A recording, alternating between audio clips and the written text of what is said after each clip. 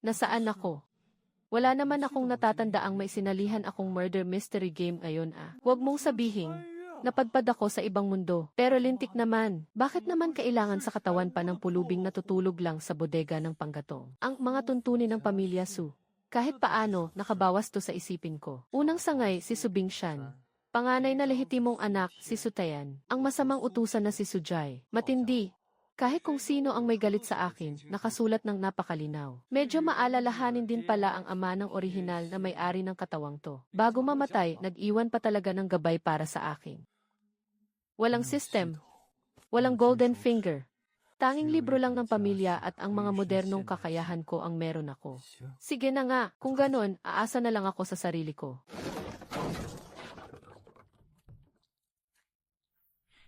Gising na pala ang walang kwenta ng ikalawang sangay. Akala ko pa naman nanigas ka na sa lamig sa tambak ng panggatong kagabi. Sujay, ang tagapamahala ng unang sangay, 35 taong gulang, mukhang daga at likas na sakim. Hindi naman ako nagkakamali tungkol sa'yo, di ba? Lakas ng loob mong insultuhin ako. At nagpapakasenyorito ka pa talaga sa harap ko, ha? Makinig ka, Suyang, anak ka lang sa labas ng ikalawang sangay ng pamilya Su. Patay na sa digmaan ang matandang amo at ang pangalawang batang amo. Ang kapangyarihan sa buong mansyon ng duke ay hawak na ng aming unang sangay ngayon. Bilisan mo at ubusin mo na ang lugaw na to. May dalawa pang tambak ng panggatong sa likod bahay na naghihintay na sibakin mo. Kapag hindi mo yan natapos sibakin ngayong araw, hindi lang simpleng pagtulog sa bodega ng panggatong ang aabutin mo. Nakasulat ng napakalinaw sa tuntunin ng pamilya para sa mga alilang nakapirma sa kontrata ng kamatayan. Kapag lumaban sila sa nakatataas, pwedeng patayin sa bugbog ng walang pananagutan. Magaling! Ang masamang utusang ito, ang magiging unang regalo ko bilang baguhan. Anak ng, nangangahas kang manakit. Simula ngayong araw, ipapakita ko sa inyo kung ano ang ibig sabihin ng ganap na pagdurog. Lumalaban ka na talaga. Ikaw na bastardo na mas masahol pa sa aso. Nangangahas ka pang baliin ang mga daliri ni Senyor Jai. Humanda ka, isusumbong kita ngayon din sa matandang amo. Para ipabali ang mga binti mong aso, magsumbong baka mo. Sige lang.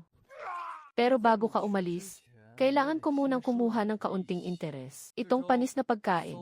Bilang amo mo, binibigay ko na sa'yo bilang gantimpala.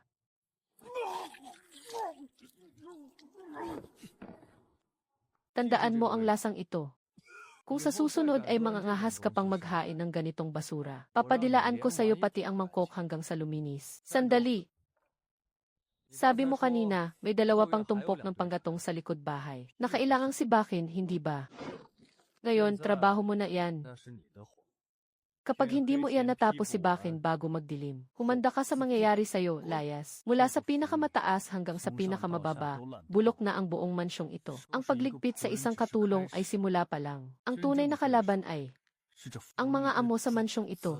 Sinong may lakas ng loob na galawin ang mga tao sa bakuran ko? Suyang, lumabas ka rito, ikaw na walang silbi. Ayos pagkatapos bugbugin ang bata, may dumating na mas malaki. Heto na ang mas malaking premyo, kusang lumapit sa pinto ko. Si Suyang nahampas lupa mula sa ikalawang pamilya. Ay naglakas loob pang saktan ang tagapamahala ng bakuran ko. Mukhang sawa ka na yatang mabuhay Tagapamahala. Bakit ang natatandaan ko? Tayo lang na dalawa ang may apelidong Su sa mansyong ito. Sino ba siya sa akala niya? Para mag-asal Panginoon sa harap ko. Magaling pagkatapos mong umalis. Natuto ka ng sumagot-sagot sa akin, ha? Ngayong araw, ipapaalala ko sa'yo na dito sa mansyon ng pamilyang Su, ang salita ko, nisutian ang batas. Mga tauhan, hulihin ninyo ang walang galang na bastos na ito. Bigyan ninyo muna ng 20 palo para matuto siya ng leksyon. Sandali lang, Sutayan. Paulit-ulit mong binabanggit ang batas. Kaya tanungin kita, sa batas ng dinastyang Dakilang Zu, kapag ang isang mababa ay lumapastangan sa nakatataas sa kanya, ano ang dapat na parusa sa kanya? Anong lumapastangan sa nakatataas? Karapat dapat ka bang tawaging nakatataas? Isa ka lang namang hampas lupang anak mula sa ikalawang pamilya, na walang-wala at hikaho sa buhay, at nagagawa mo pang mag-astang Panginoon sa harap ko. Ang aking ama at ang aking pangalawang kuya ay namatay sa digmaan. Ay isang bayaning nagbuwis ng buhay para sa bansa. Totoo, maaaring nagmula ako sa bagsak na pamilya ng mga suyang. Pero nananalaytay sa aking mga ugat ang dugo ng dakilang duke ng Su. Ang walang hiyang alilang ito, isang utusang ipinagbili na ang kanyang buong buhay sa pamilyang ito, ay naglakas loob na maging bastos sa aking mismong amo niya, at umasta ng ganoon na lamang ng walang pakundangan. Ano ang tawag sa ginagawa niya? Ito ay tahasang paglapastangan at pag-aaklas laban sa kanyang amo. Ayon sa batas ng dakilang Su, kahit patayin siya sa hampas ay walang pananagutan. At ikaw, Sutian, bilang panganay na anak ng unang pamilya, imbis na bigyan mo ako ng katarungan, ay kinonsinti mo pa ang masamang alilang iyan at pinagtakpan ang kanyang kabastusan. Ano naman ang tawag mo sa sarili mo ngayon? Sinasalaula mo ang dangal at disiplina ng ating pamilya, at kinakampihan ang kasamaan. 20 palo, ganoon ba? Kung gustong magparusa ng aking panganay na kuya, walang problema sa akin. Pero dahil hindi mabuti ang pakiramdam ng inyong amo ngayong araw, hahayaan ko na lang ang bastos at walang galang na alilang ito, na siyang tumanggap ng parusa para sa akin. Sutian, isama mo ang mga walang kwentang kasama mo, at lumayas kayo rito sa bakuran ng aking pamilya. Huwag ninyong harangan ang sikat ng araw na tinatamasa ko. Direk, naniwala po siya ng lubusan sa takbo ng kwento sa script. Masusunod, simulan na ang unang plano. Ipasok na si Chuxiu pagkatapos nito. Suyang, ito ay ipinadala mula sa mansyon ng konde ng Bai. Tingnan mo na lang para sa sarili mo.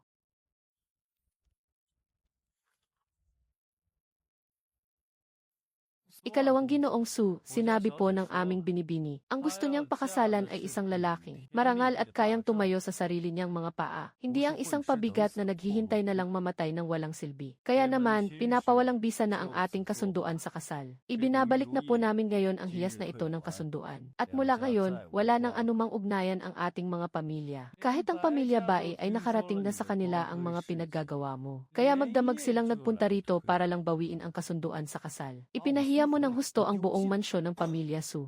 Lapastangang anak, tingnan mo nga ang sarili mo. Wala ka ng talino sa pag-aaral, wala ka pa ring lakas sa pakikipaglaban. Kahit ang kasunduan sa kasal na inayos para sa iyo, kinansela na nila. Sumasakit ang ulo ko sa iyo sa matinding galit. Nag-aalala nga ako kung paano tatakasan ang sadyang inayos na kasal na ito. Hindi ko akalaing ang mismong binibini pa ang unang makakaisip na iwasan ito.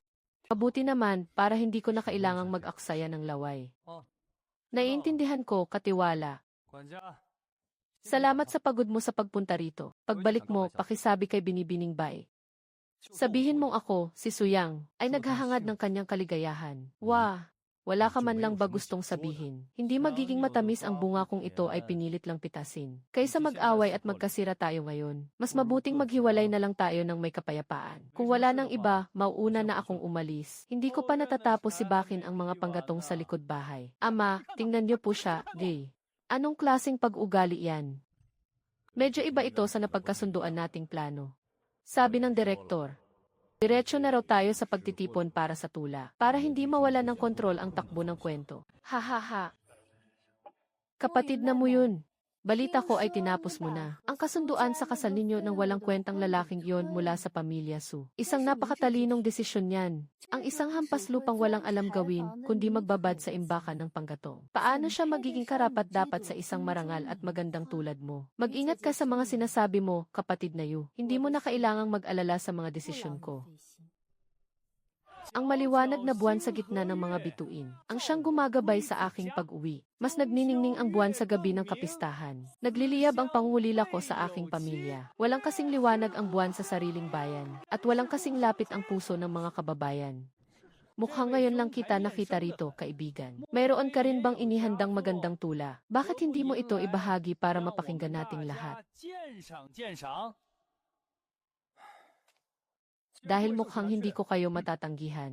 Ipakikita ko na sa inyo ang aking munting gawa. Sa tapat ng aking higaan, nagniningning ang sinag ng buwan, na tila hamog na maputi sa ibabaw ng daan. Sa aking pagtingala, aking nasilayan ang maningning na buwan. At sa aking pagyuko, naalala ko ang aking sinilangang bayan. Sa aking pagtingala, aking nasilayan ang maningning na buwan. At sa aking pagyuko, naalala ko ang aking sinilangang bayan. Bagamat tila simple ang mga linyang ito, may malalim at pangmatagalang kahulugan naman itong hatid. Hindi ito magagawa ng sinuman, maliban na lang kung siya ay may tapat at dalisay na damdamin. Muyuan, mukhang ang dating mapapangasawa mo. Ay hindi naman pala ganoon kahamak gaya ng sa mga sabi-sabi. Sabi ng direktor, sa eksenang ito, kailangan ko lang magpakita ng panghahamak at pagmamaliit. Pero habang nag-o-audition siya, bakit pakiramdam ko ay bumibilis ang tibok ng puso ko? Sinwerte lang siya at nagkataong nagtagumpay. Kung talagang may galing ka, gamitin mo ang salitang general bilang tema, at gumawa ka pa ng isa pang tula. Bakit naman hindi? Ikalawang Ginoong Su, sige na, simulan mo na. Kung wala kang magagawa, lumayas ka na agad dito sa Wangjiang Tower. Huwag mong dungisan ang marangal naming lugar. Bakit ka nagmamadali? Ang tula ay hindi pinipilit. Kundi kusa itong dumadaloy. Nagpaalam ang matalikong kaibigan sa kanluran ng Yellow Crane Tower. Sa makulay na tagsibol ng ikatlong buwan, siya ay tutungo sa Yangzhou. Ang anino ng kanyang nag-iisang bangka ay naglaho sa asul na kalangitan. At ang tanging natira ay ang maringgal na ilog na umaagos patungo sa dulo ng mundo. Ang anino ng kanyang nag-iisang bangka ay naglaho sa asul na kalangitan. At ang tanging natira ay ang maringgal na ilog na umaagos patungo sa dulo ng mundo. Ang napakalalim na kahulugan nito. Ang ganitong karangalan, mula nang maitatag ang Dakilang Zoo. Kailanman ay walang nakagawa ng ganitong obra maestra. Patawarin mo ako, napakabulag ko para hindi ito makita agad. Maaari ko bang malaman, ikalawang Ginoong Su, kung sino ang iyong naging guro? Aking kapatid na mo yun. Talaga bang tinanggihan mo ang kasunduan ninyong magpakasal? Aha! Kaya naman, Binibini, maraming salamat dahil tinanggihan mo akong pakasalan. Kung hindi dahil doon, ako, si Su, ay hindi tatayo rito ngayon. Upang pagmasdan ang pag-agos ng dakilang ilog patungong silangan, at ang malayang paggalaw ng mga ulap sa kalangitan.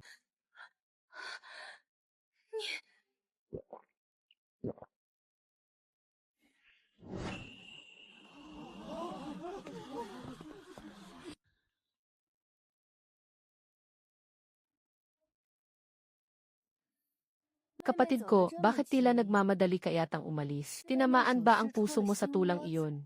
Hindi nakataka-taka, pagkatapos mo siyang talikuran ng ganoon na lamang, ay bigla naman siyang naging kampiyon sa paligsahan ng tula. Kay sakit na sampal sa mukha nito. Kahit ako na nanonood lang sa tabi ay nasasaktan para sa iyo. Yuxuanji, napakarami mong sinasabi ngayon. Sinwerte lang siya na makabuo ng magandang tula sa pagkakataong ito. Ganoon ba, ang tula ba tungkol sa liwanag ng buwan ay swerte lang din? At ang pag-agos ba ng ilog patungo sa dulo ng mundo ay tsamba lang din? Kailan ka pa nakakita ng isang taong sinwerte lang, na sa loob lang ng isang araw, ay nagawang hiyain ng husto ang buong lupon ng mga makata sa kabisera? Kapatid ko, alam nating dalawa na walang ganoong klaseng swerte sa mundo. Ang pangalawang Ginoo ng pamilya Suna iyon, ay malamang na hindi talaga katulad ng mga ibinabalita ng iba. Mukhang nagkamali talaga ng tingin ang inyong pamilyang bai sa pagkakataong ito. Sabi ng direktor, gusto raw ng mga manonood yung biglang bumabangon para patunayan na mali ang mga nang-api sa kanila. Bakit? Bakit ako pa ang gaganap sa karakter na mapapahiya lang sa huli? Ano? Walang sagot.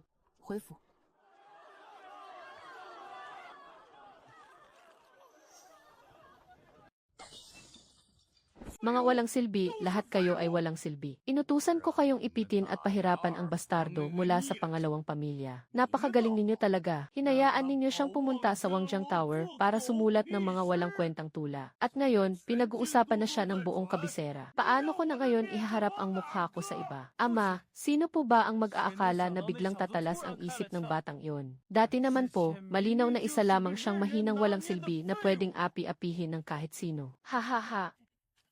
Kumalma po kayo, mahal na Panginoon. Sinuwerte lang po talaga ng husto ang batang iyon. Makikita niyo rin po, pumunta lang naman siya sa pagtitipon ng mga makata. Sa huli, puro pananalita lang naman iyon at walang saysay. Hindi naman iyon nakakapuno ng tiyan. Mahal na Panginoon, hawak ninyo ang pananalapi at pagkain ng buong pamamahay. Kaya kahit gaano pa katindi ang kakayahan niya, mamamatay pa rin siyang dilat sa gutom sa loob ng kanyang sirang bakuran. Ipagpatuloy mo, huwag nating iwanan kahit isang lupain sa ilalim ng kanyang pangalan. At huwag din siyang bigyan kahit isang tindahan. Kapag dumating ang oras na iyon, siguradong luluhod siya ng kusa sa inyong harapan, mahal na Panginoon, para magmakaawa ng makakain. Mabuti, ganyan nga ang gagawin natin. Pumunta ka at bawiin ang huling natitirang maliit na bukid ng pangalawang pamilya. Sabihin mo na malaki ang gastusin ng pamilya, kaya kailangang pagsama-samahin ang lahat. Suyang, hindi ba't napakahusay mo? Gusto kong makita kung paano ka mabubuhay kapag wala ng bigas na maisasaing. At kung ang ilang walang kwentang tula mo ba ay makakabusog sa iyong tiyan. Napakatalino ninyo talaga, Ama. Asikasuhin ko na po ito agad. Senyorito, sobra na ang pang-aapi ng tagapamahala ng pananalapi. Kinuha nila maging ang mga kasulatan ng mga huling natitirang lupain natin. Ang sabi nila, paraw ito sa pangkalahatang pamamahagi. Ito'y paraan upang tuluyang sirain ang kabuhayan nating nasa ikalawang sangay. Noong sa wakas ay nakabangon ka na at nakilala sa lipunan. Hindi ka pa rin nila matanggap. Bakit ka ba umiiyak? Ilang lupain lang naman yan. Gaano ba karaming ani ang makukuha natin dyan? Kung gusto nilang kunin, hayaan mo sila. Tutal, wala naman talaga akong balak magsaka. Sukwan, sumama ka sa aking ama sa digmaan at marami ka nang nakita sa mundo. Tanungin kita, ano ba ang pinakamahal na bagay dito sa kabisera? Sa tingin ko po, ang mga sutla at tela. Ang mga asawa at dalaga mula sa mayayamang pamilya. Gumagastos ng 12 ng pilak para sa isang rolyo ng magandang sutla. Mabuti, kung ganoon, gagawa tayo ng tela. Ngunit hindi ito basta-bastang tela lamang. May ilang alahas na iniwan sa akin ang aking ina. Nariyan pa ba? Nariyan po, nariyan po. Maayos pong nakatago ang lahat ng iniwan ng madam. Dalhin mo ang mga iyan sa sanglaan, isanla mo lahat para makakuha tayo ng pilak. Bumili ka ng mga kahoy at kumuha ng mga karpintero. Senyorito, iyan na lamang po ang tanging alaala na naiwan ng inyong ina. Huwag po, hindi po maaari. Hawakan mo ang planong ito, mas maihalaga pa ito kaysa sa 10 kahon ng mga alahas. Sukwan, nagtitiwala ka ba sa akin? Opo, nagtitiwala po ang matandang lingkod na ito sa inyo. Ginoong Su, hindi pa po kami nakakakita ng ganitong uri ng plano sa buong buhay namin. Para saan naman po ang umiikot na gulong na ito? Panoorin ninyong mabuti.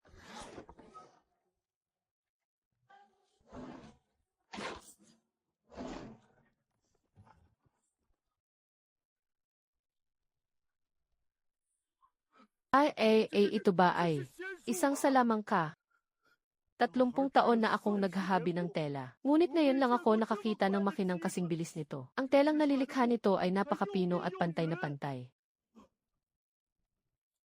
Hindi ito salamang ka. Ito ay mekanika ng kayarian. Sagot ko na ang pagkain at matutuluyan inyong lahat. At gagawin kong 3 beses ang laki ng inyong sahod. Manatili lang kayo rito sa bakuran upang maghabi ng tela para sa akin. Ibebenta natin ito sa mas murang halaga kumpara sa iba. Upang makuha muna natin ang merkado. Ano ng uri ng masamang kapangyarihan ito? Hindi maaari ito. Kailangan ko agad itong ibalita sa panganay na senyorito. Mas lalong nagiging misteryoso ang batang to. Bilisan mo at umalis ka na. Kung hindi ka magsusumbong, paano ko pa maipapatuloy ang palabas na ito?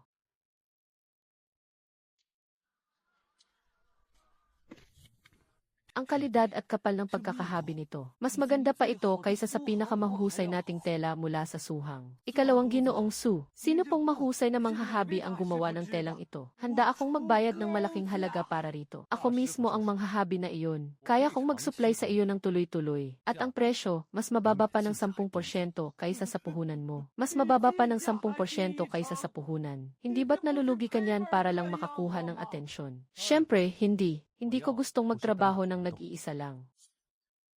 Tagapamahala, marami ka namang kakilalang kasamahan sa negosyong ito, hindi ba? Gusto kong magdaos ng isang malaking pulong para sa mga gustong mag-order. Imbitahan mo ang mga tagapamahala ng 10 pinakamalalaking tindahan ng tela sa kabisera. Doon ko mismo ipapakita sa kanila ang paggamit ng makina ng paghahabi. Kung sino ang mas maraming mag-order, ay siyang makakakuha ng mas mababang presyo. Hindi naman mahirap gawin yan. Pero hindi ba kayo malulugi sa ganitong paraan? May plano na ako para riyan. Limitado lang ang ibebenta natin para sa unang pangkat ng mga paninda. At sa pangalawang pangkat naman, magsisimula na tayong magtaas ng presyo. Limitadong pagbenta tapos magtataas ng presyo. Ano pong klaseng utak ang mayroon kayo para maisip ang ganoon? Hindi nga nasayang ang 4 na taon ko sa pag-aaral ng marketing sa universidad. Napakasimple pa nga lang nito, Mukhang napakaraming tao rito Suyang, sinong nagbigay sa iyo ng pahintulot na lumabas at makipagnegosyo? Ang mga ari-ariang ito ng pamilya Su. Kailan pa nagkaroon ng karapatan ang pangalawang pamilya na makialam dito?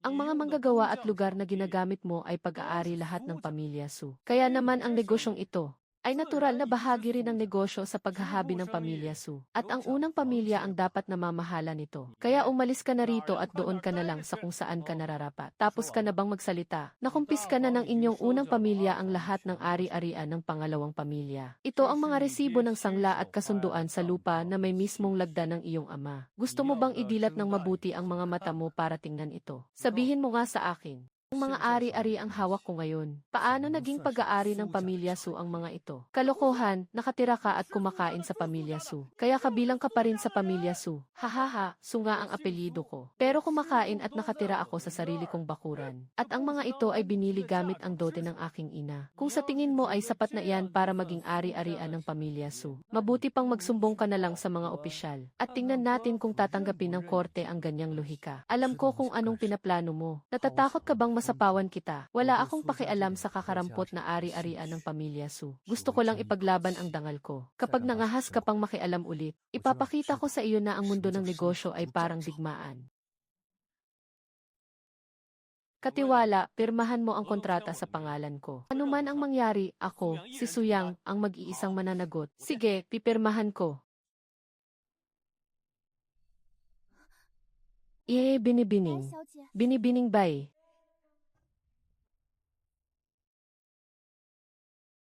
Nabalitaan kong umaasenso na ang pangalawang Ginoong Su kamakailan. Kahit ang mga habihan niya ay mas pulido kaysa sa iba. Nangangailangan ng mga bagong tela ang pamilya Bay. Masama bang pumunta rito para tingnan? Napakalaki ng negosyo ng pamilya Bay. Kakailanganin pa ba ninyo ang mga tela mula sa maliit kong bakuran? Nandito ka ba talaga para sa mga tela o para lang makiusyoso? Kung gulo lang ang hanap mo, noong araw ng pagtitipon, ay sapat na ang nakita mo. Ay ikaw. Anong klaseng tao ka ba? Bakit hindi mo alam kung ano ang mabuti para sa iyo? Pumunta ako rito nang may mabuting intensyon para makipagnegosyo. Pero nagmamataas ka pa, sige. At dahil negosyo naman ang pag-uusapan, pumasok ka. Simple lang ang bakuran ko at saalang ang mayroon ako. Baka madumihan lang ang iyong marangal na labi, binibining bay. Sabi ng direktor, dapat ay wala akong pakialam sa eksenang ito. Pero gumawa siya ng ganoon kalaking ingay ng mag-isa. Kaya ang pagbabaliwala ko ay tila hindi ka panipaniwala kahit sa sarili ko. At ngayon nga, napakaganda. Mahal na dakilang guro, kamakailan lang may kakaibang nangyari sa kabisera. Si Suyang, ang naghihirap na anak ng pamilyang Su, ay naging sikat na sikat sa pagtitipon ng mga makata. Nakagawa rin siya ng makabagong makina na may umiikot na gulong. At ngayon ay umaapaw na ang salaping kinikita niya araw-araw. Si Suyang, siya ba yung walang kwentang tao na binugbog doon sa imbakan ng panggatong? Isang hamak na naghihirap na binata lang siya.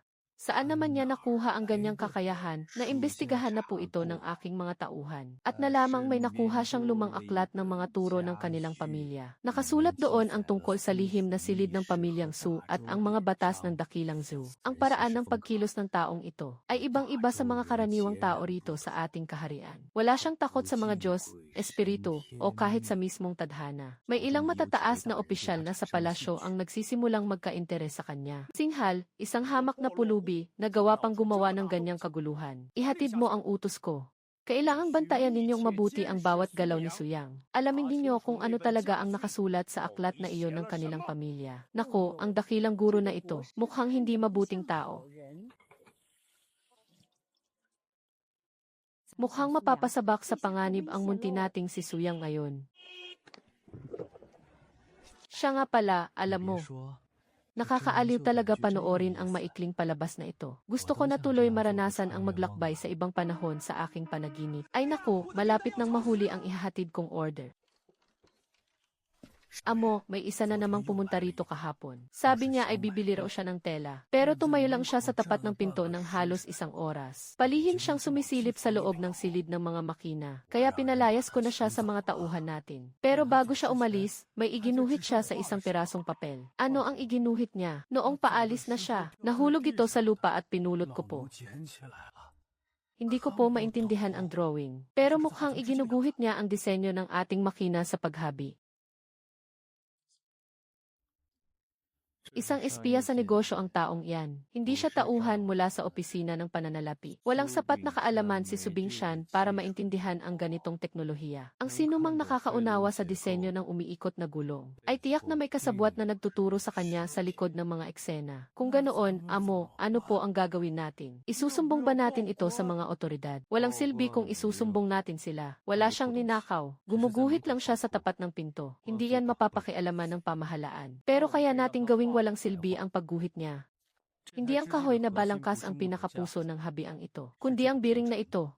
Kahit pakopyahin o iguhit nila ang panlabas na anyo nito. Kung hindi naman sila makakagawa ng biring na kasing tumpak nito, ang paghabi pa rin nila ng tela ay magiging kasing bagal lang ng sa ordinaryong habian. Simula ngayon, ikaw na ang mamamahala sa pagkakabit ng mga biring. Ang ibang mga manggagawa ay tagapagpatakbo lang, at hindi sila dapat makialam sa pagbuo nito. Bukod dito, hahatiin natin ang gawaan sa dalawang bahagi. Ang harapang bahagi ay bukas sa publiko, kung saan pwedeng bumisita ang mga mamimili. Pero ang pinto sa likod ay dapat laging nakakandado. At tanging ikaw at ako lang ang pwedeng pumasok doon. Napakatalino ninyo, senyorito. Paano naman po yung mga nagmamanman sa labas? Hayaan mo lang silang magmanman, dahil habang mas matagal silang nakabantay sa atin, mas nagpapatunay lang ito na napakahalaga ng ginagawa natin. Kapag inilabas na natin ang susunod nating produkto, mas lalo silang magiging abala. Ang susunod na produkto po, may bago akong naisip pero nasa yugto pa lang ito ng eksperimento. Sasabihin ko sa iyo kapag nagtagumpay na tayo. Sa ngayon, ayusin muna natin ang pagpapatupad ng seguridad. Sa mundong ito, mas mahalaga ang impormasyon kaysa sa salapi. Kung sino ang may hawak ng impormasyon, siya ang may hawak ng kontrol. Ang pagbebenta ng manok ay simula pa lang. Kasalukuyan ko nang sinusubukan ang formula para sa paggawa ng sabon. Kapag nagtagumpay ang paggawa ng sabon, tiyak na marami pa ring susubok na magnakaw ng ating sikreto. Kaya naman sa panahong iyon, kailangang mas mahigpit pa ang ating seguridad kaysa ngayon. Huwag kang manginig. Ang pagsusulat ay parang paghahabi lang. Kailangang maging matatag ang iyong kamay at kalmado ang iyong isip. Ang salitang ito ay binabasanging na nangangahulugang manalo para sa sarili mo. Kapag natutunan mo ng magbasa ng mga salita at magkwenta, sa iyo ko na ipagkakatiwala ang pamamahala sa libro ng kwenta ng negosyong ito. Senyorito, isa lamang po akong simpleng katulong. Paano ko naman po mapapamahalaan ang mga aklat ng kwenta? Sinong nagsabing habang buhay ka na lang magiging utusan? Dito sa akin, kakayahan lang ang mahalaga. Hindi ang iyong pinagmulan. Sumama si Suquanshu sa aking ama sa digmaan. Kaya sa kanya na mapupunta ang seguridad at pagbibiyahe ng ating negosyo. Matalas naman ang isip mo, at mabilis kang matuto. Kaya mula ngayon, sa iyo na ang pangangasiwa sa pananalapi. Tayong mga nasa ikalawang sangay ay hindi aasa sa pamana ng mga ninuno para mabuhay. Aasa tayo sa sarili natin. Aking Ginoo, nabuhay na ako ng halos buong buhay ko bilang isang matandang lingkod. Ngunit ngayon ko lang naramdaman na may pag-asa pa ang bukas. Nagsisimula pa lang tayo. Ang mga makina sa paghabi ay unang hakbang pa lamang. Kapag sapat na ang ating puhunan, gagawa pa ako ng iba pang mga bagay na mas kikita pa kaysa sa tela. Pagdating ng araw, ang pangalan ng ating ikalawang sangay ay makikita sa bawat lungsod sa buong kontinente. Pupunta muna ako sa tindahan. Sia Odi, tapusin mo ang pagsusulat. Opo, mahal na Ginoo. Mag-iingat po kayo. Ang bida sa pagkakataong ito ay iba sa mga nauna.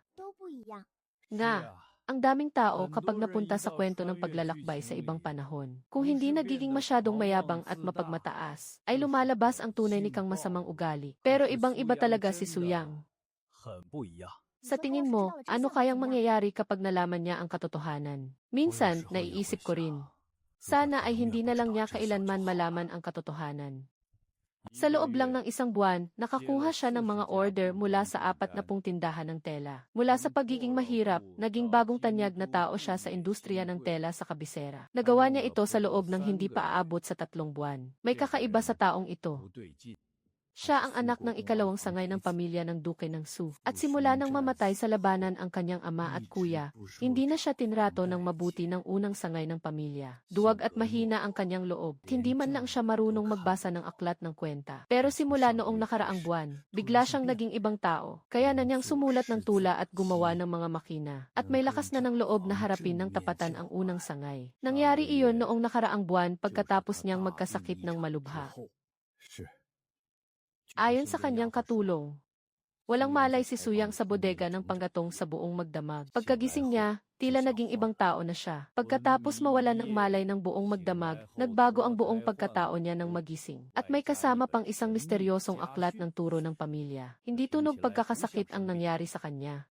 Mukhang sinaniban siya ng kung anong nilalang. O kaya naman, may kumuha sa katawan niya at pinalitan siya. Ang ibig ninyong sabihin, mahal na Panginoon. Hindi ako nakasisiguro. Higpitan ang pagbabantay. Bantayan mong maigi ang Suyang na iyan. Ito ay isang mahigpit na utos. Sa oras na may kakaibang mangyari, iulat mo agad sa akin. Masusunod po, mahal na Panginoon. Bukod doon, bantayan mo rin ang aklat na iyon ng turo ng pamilya. Kung may pagkakataon, tingnan mo ang laman nito. Alamin mo kung ano talaga ang nakasulat doon.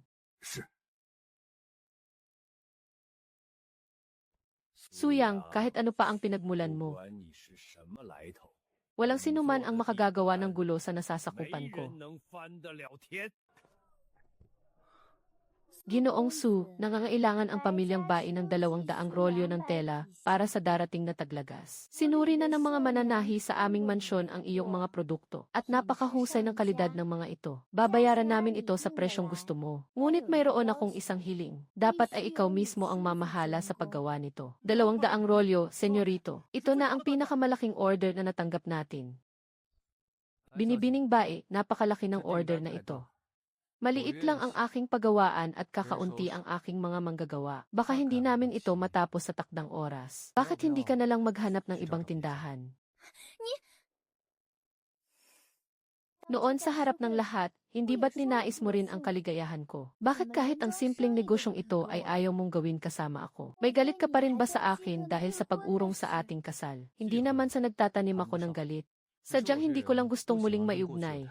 Sa nakaraan ko, binibining Bai, wala na tayong pananagutan sa isa't isa ng kanselahin ang ating kasal. Ngayon, ikaw ay mamimili at ako naman ang nagbebenta. Iyon lang talaga. CJ, isang mamimili lang pala. Kung ganoon, tatanggapin mo ba ito o hindi? Siyempre, tatanggapin ko. Bakit ko naman tatanggihan ang negosyo ng pamilyang Bai? Suyang, ang tula na iyon. Napakahusay ng pagkakasulat mo. Kinikilig talaga ako sa kanila. Hindi niya pa rin talaga siya maiwan. Lalo tuloy nagiging kapana-panabik ito. Tinuturuan pa nga ang katulong ng 10 beses. Kung ako lang yan. Siguradong pati katulong, kukunin ko na rin para magtayo ng harem.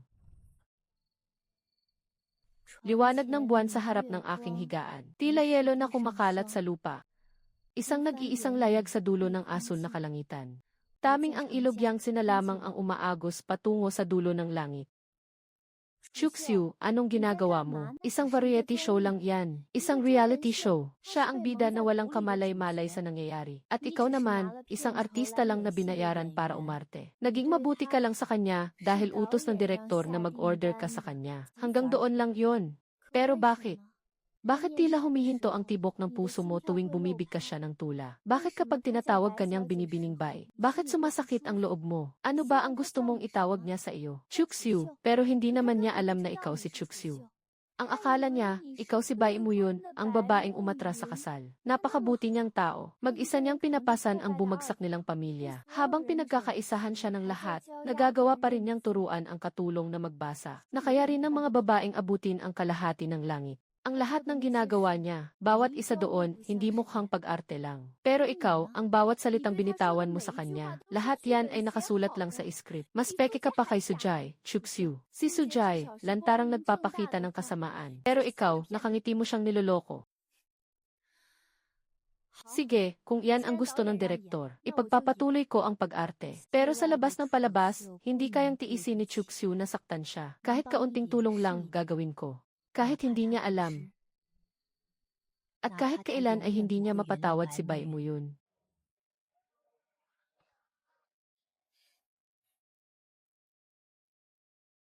Ginoong Su, nabalitaan kong nag-order daw ang pamilya Bai ng 200 rolyo ng tela. Hindi rin naman papatalo ang pamilya Yu. Gusto ko ng 300 rolyo. 300 rolyo, binibining Yu.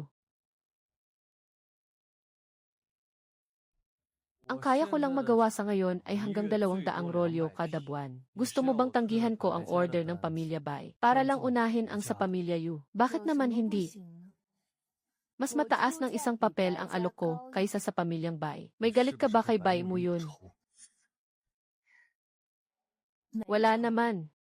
Pero kinansela niya ang kasunduan ninyo sa kasal. Hindi ako umatras. Noong hinamak ka niya, nakatayo lang ako sa tabi at nanonood. At naisip ko, medyo may dating ang lalaking ito. Kaya naman, ang mga bagay na ayaw niya ay gusto ko. Hindi iyan dahil sa galit. Sinasabi lang nito na magkaiba kami ng panlasa. Hindi ako isang bagay. Alam kong tao ka. Isang taong gusto ko pang makilala ng mas malalim. Suyang, hindi ako mapagpanggap tulad ni Baimuyu. Kapag nakita kong kawili-wili ang isang tao, sinasabi ko agad ito sa kanya ng direkta. At kapag may negosyong sulit pasukin, itinataas ko ang aking alok. Maaari mong tanggihan ang aking alok, pero hindi mo ako mapipigilang pumunta rito. Hindi ko kayang tanggapin ang 300 rolyo, pero kaya kong magbigay sa iyo ng 200 rolyo. Ang presyo ay ayon sa orihinal na halaga. Walang karagdagang kondisyon, basta huwag ka lang magsusuot ng ganyang matingkad na damit tuwing pupunta ka rito. Hindi na kasi makapagtrabaho ng maayos ang mga tauhan ko dahil sa iyo. Sige, kasunduan, pero wala kang pakialam sa kung ano ang isusuot ko. Suyang, darating ang araw na mapagtatanto mo rin. Mas bagay ako sa iyo kaysa kay Baimuyu. Amo, nakakuha na naman si Suyang ang 2 malalaking kontrata. 200 rolyo para sa mga Bai, at 200 rolyo para sa mga Yu. Ang deposito pa lamang ay umabot na sa 800 pilak. 800 pilak. Bakit naman siya magkakaroon ng ganoon? Gayong isa lamang siyang pulubing natutulog sa imbakan ng kahoy. Ama! Hindi na natin siya pwedeng hayaang magpatuloy ng ganyan. Ngayong may salapi na siya, tiyak na magkakaroon na rin siya ng mga kakampi. At kapag may mga tauhan na siya, magkakaroon na siya ng kapangyarihan. Kapag nakatayo na siya ng matatag dito sa kabisera, mawawalan na tayo ng karapatang magsalita. Sujay, pumunta ka roon at tawagin mo rito si Matandang Liu ng tanggapan ng kwenta. Sabihin mo sa kanya na simula sa susunod na buwan, lahat ng hilaw na materyales na gagamitin ang tindahan ng pamilyang Su dapat dumaan sa pamamaraan ng pagbili ng Zhangfang. Kapag hindi dumaan sa Zhangfang, hindi sila papayagang magnegosyo sa buong teritoryo ng Kyoto. Napakatalino ninyo, amo. Sa ganitong paraan, maiipit natin ang kanyang mga hilaw na materyales. At kapag walang mga hilaw na materyales, tingnan natin kung paano pa siya makakapaghabi. Noong nakaraan, kinuha natin ang kanyang lupa, pero nagtayo agad siya ng sarili niyang habihan. Ngayong iniipit natin ang kanyang mga hilaw na materyales. Baka makahanap na naman siya ng paraan para makakuha sa ibang lugar. Iba ang sitwasyon ngayon. Ang mga kahoy, sinulid, at mga pangkulay. Ang supply ng buong Kyoto ay nasa kamay ng malalaking mga ngalakal. Ang mga may-ari ng mga negosyong iyon ay mga kakampi ko. Isang sabi ko lang sa kanila, walang sinumang mga ngahas na magbenta sa kanya. Kahit anong galing pa ng Suyang na iyan. Walang bigas na isasaing, anong iluluto niya? Masusunod po, amo. Aasikasuhin ko na po ngayon din. Suyang, hindi ba't mahilig kang gumawa ng paraan? Tingnan natin ngayon kung paano ka pa makakapagpumiglas. Young Master, may malaking problema po. Sinasabi ng mga tindahan ng kahoy at pangkulay na ang Zhangfang ay nagbaba ng salita na ang sinumang magbenta sa atin ng hilaw na materyales ay kinakalaban sila. Ngayon po, wala nang nangangahas na tumanggap ng mga order natin. Ang mga order mula sa pamilya Bai at pamilya Yu kailangan nang maihatid sa loob ng kalahating buwan. Pero ang mga hilaw na materyales sa bodega natin ay sapat na lang para sa 1 linggo. Inaasahan ko na iyan. Inagaw na ni Subingshan ang aking lupa noon. Kaya natural lang na ang susunod niyang puputulin ay ang aking mga hilaw na materyales. Kung hindi niya gagawin yan, doon pa ako magtataka. Ay kung ganoon, ano na pong gagawin natin? Sukswan, naaalala mo pa ba kung saan nanggaling ang kahoy para sa mga habihan natin? Sa mga magsasaka sa labas ng lungsod. Tama, noong una, nilagpasan ko ang mga tindahan ng kahoy at direktang nakipagkontrata sa mga magsasaka. At ganoon din ngayon. Ang kaya lang kontrole ng Zhangfang ay ang mga tindahan sa loob ng lungsod. Pero hindi nila kontrolado ang mga magsasaka at manggagawa sa labas nito. Iparating mo ang utos na ito. Simula sa araw na ito, ang lahat ng hilaw na materyales ng tindahan ay direktang kukunin mula sa mga magsasaka. Ang bulak ay direktang bibilhin sa mga nagtatanim nito. Ang pangulay naman ay mula sa mga namimitas sa kabundukan. At ang mga kahoy ay bibilhin mismo sa mga magtutroso. Sa ganitong paraan, maiiwasan natin ang kontrol ng mga taga-inat yaman. Hindi lang natin natin naalis ang mga tagapamagitan sa mga materyales, kundi mas bumaba pa ang ating gastusin. Gusto ni Subingshan na putulin ang supply ng mga sangkap ko. Pero ang nangyari, natulungan pa niya akong mapababa ng hindi bababa sa 20% ang presyo ng pagbili. Pasalamatan mo siya para sa akin kapag nagkita kayo. Senorito, paano po naging ganyan katalino ang utak ninyo? Hindi sa matalino ang utak ko, kundi dahil masyado nang luma ang mga taktika ng mga taga-ingat yaman. Ang pagbawi sa mga lupain at pag-ipit sa mga hilaw na materyales. Iyan ang mga karaniwang galaw ng mga mapang-aping Panginoong Mailupa. At isa pa, sino bang nagsabing ang paghahabi lang ng tela ang alam kong paraan para kumita? Senorito, ano na naman po ang pinakukuluan ninyo? Mas mabaho pa po ang amoy nito kaysa sa palikuran. Sa punifikasyon ang tawag dito. Taba ng hayop na hinaluan ng lihiya. Ang lihiya ay nanggaling sa binabad na abo ng kahoy. Pakukuluan at hahaluin ito. Pagkatapos ay lalagyan ng asin para humiwalay ang sabon. At kapag lumamig at tumigas na ito, ang mabubuo ay ang tinatawag nating sabon.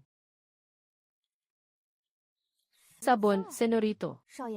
Para saan naman po ang bagay na iyan? Panghugas ng kamay, panghilamos, pampaligo, at panlaban ng damit. Ang kakayahan nitong mag-alis ng dumi at langis ay 10 beses na mas matindi kaysa sa karaniwang sabon. At maaari rin nating dagdagan ng mga pabango, tulad ng jasmine, osmanthus, mugwort, o anumang halaman na mabango ang amoy.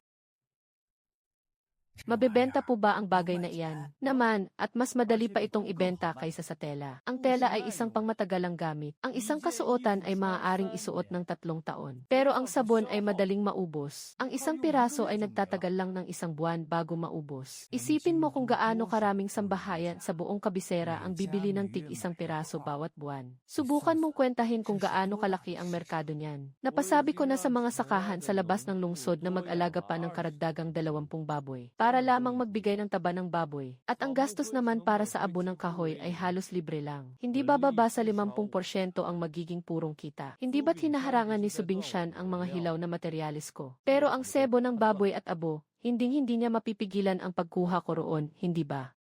Ginoo, napakalambot at napakabango po ng aking mga kamay pagkatapos gamitin ito. Mas maganda po itong gamitin kaysa sa gugo. Sukwanshu, sabihan mo ang lahat ng ating mga tindahan. Pagkalipas ng 3 araw, magkakaroon tayo ng pagtitipon para sa pag-order ng bagong produkto. Ang bagong produkto ngayon ay tatawaging sabong hasmi ng pamilya Su. Ang panimulang presyo nito ay 5 beses na mas mataas kaysa sa karaniwang gugo. Ang ating mga mamimili ay ang lahat ng mga maririwasang ginang at binibini sa buong kabisera. Amo, masamang balita po. May bago na namang inilabas na produkto si Suyang. Tinatawag daw po itong sabon. Nag-aagawan po ang mga ginang at binibini sa buong kabisera para makabili nyon. Ang mga tindahan ng gugo na pinamuhunan natin. Nitong mga nakaraang araw, bumaba ng 60% ang ating kita. Ang sabon na iyon ay gawa lamang sa sebo ng baboy at abo. Ang sebo ay walang halaga at ang abo naman ay kahit saan mo tingnan ay makikita. Nagagawa niyang ibenta ang mga walang kwentang bagay sa napakataas na halaga. Paano pa makikipagsabayan ang ating mga tindahan ng gugo laban sa kanya? Ama, paano ba laging nakakaisip ng mga bagong bagay ang taong iyon? Noong nakaraan, hinarang natin ang mga sangkap niya pero nakahanap pa rin siya ng paraan. Ngayon naman, naglabas siya ng sabon. Sinasadya ba niya ito? Ano naman kung bago ang produkto niya? Ang mga bagong bagay ang pinakamadaling magkaroon ng aberya. Sujay, pumunta ka sa kanlurang bahagi ng lungsod at maghanap ka ng ilang mga basagulero. Bayaran mo sila para manggulo sa tapat ng tindahan ng Pamilya Su. Ipasabi mo sa kanila na matapos gamitin ang sabon ng Pamilya Su, ay nagkaroon sila ng mga pulang pantal sa kamay. Nagsimulang mabulok at masira ang kanilang balat. Tiyakin mong maglalagay muna sila ng tubig apog sa kanilang mga kamay para magmukhang nakatatakot tingnan. Napakatalino ninyo, amo. Noong nakaraan, natalo tayo sa usapin ng habihan dahil sa nakasulat na kasunduan. Nakasulat ito ng malinaw kaya hindi natin maitatanggi. Ngunit ang formula ng sabong ito ay pagmay-ari niya lamang. Siya lang naman ang nagsasabing ligtas ito. Kapag nakita ng mga tao na nabubulok ang mga kamay ng gumamit, sino pa ang mga ngahas na bumili? Ama, noong nakaraan ay nalusutan niya ang pagharang natin sa mga sangkap. Sa paninirang ito, paano kung mabuko na naman niya tayo sa harap ng maraming tao? Iba ang nangyari noong nakaraan. Iba na ang sitwasyon ngayon.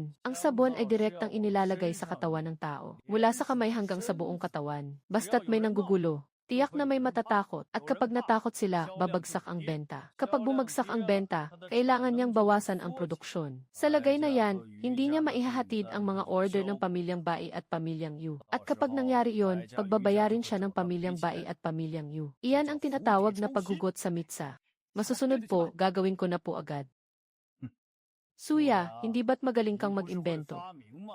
Pwes, gagawin kong mitsa ng sarili mong kamatayan ang iyong imbensyon. Tingnan ninyo, hinugasan ko ang kamay ko gamit ang sabon ng pamilyang Su. Kinabukasan, nagkasugat-sugat ng ganito. May laso ng bagay na to. Bumili lang ako ng 3 piraso kahapon. Ibalik mo na agad. Baka masugatan din ang kamay ng anak ko kapag ginamit niya yan. Mga kababayan, sinasabi ng mga taong ito na mailason daw ang aking sabon. Sige, ngayon din, sa harap ninyong lahat. Gagamitin ko ang sabong ito na pinulot ko sa mga nasirang paninda para hilamusan ang aking mukha.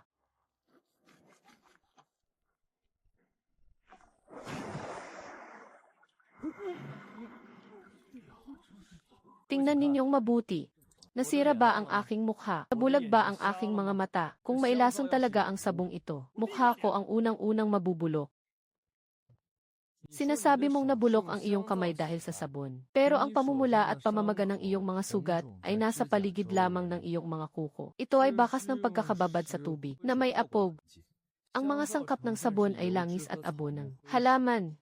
Kung magkaroon man ng alerhiya rito, magkakapantal-pantal lang ito. Ngunit hindi kailanman mabubulok ng ganito. Sa susunod na tatanggap ka ng trabahong ganito, pag-aralan mo muna ang siyensya sa likod nito. Magsalita ka, sino ang nag-utos sa iyo na gawin ito? Hindi ba't sabi mo ay nabulok ang iyong kamay? Kapag hindi mo sinabi kung sino ang nag-utos sa iyo, ipapababad ko ang kamay mo sa tubig alkalina sa likod bahay. Bahala na ang tadhana kung maisasalba mo pa ang kamay mong iyan. Ako, sasabihin ko na ang pamilyang Su. Binigyan nila ako ng pilak para manggulo rito. Sabi nila, kapag nasira ko ang inyong reputasyon, bibigyan pa raw nila ako ng karagdagang 5 tael ng pilak.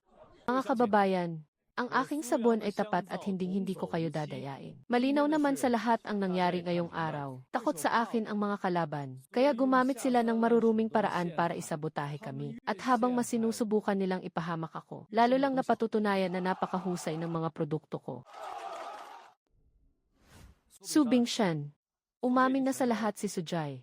Nanang-upa siya ng mga tao para manggulo. Ayon sa batas ng dakilang Zhu, ang maling pag-aakusa na nakasisira ng reputasyon at ang panggugulo sa kalakalan, sa pinakamagaan na parusa ay makakatanggap ng 80 hampas at sa pinakamabigat ay ipapatapon sa layong 3,000 li. Suyang, usaping internal ito ng aking sangay. Wala kang karapatang makialam dito. Mali ka, hindi ang negosyo ng iyong sanggay ang siniraan ni Sujay, kundi ang tindahan ng pamilya Su. Ang tindahan ay may espesyal na pahintulot mula sa korte ng emperador, at protektado ito ng utos ng emperador. Ang manira sa negosyo ng emperador ay kawalang galang sa kanyang utos. Gusto mo bang palakihin natin ang gulo na ito hanggang sa bulwagan ng palasyo, at hayaang ang emperador mismo ang magpasya?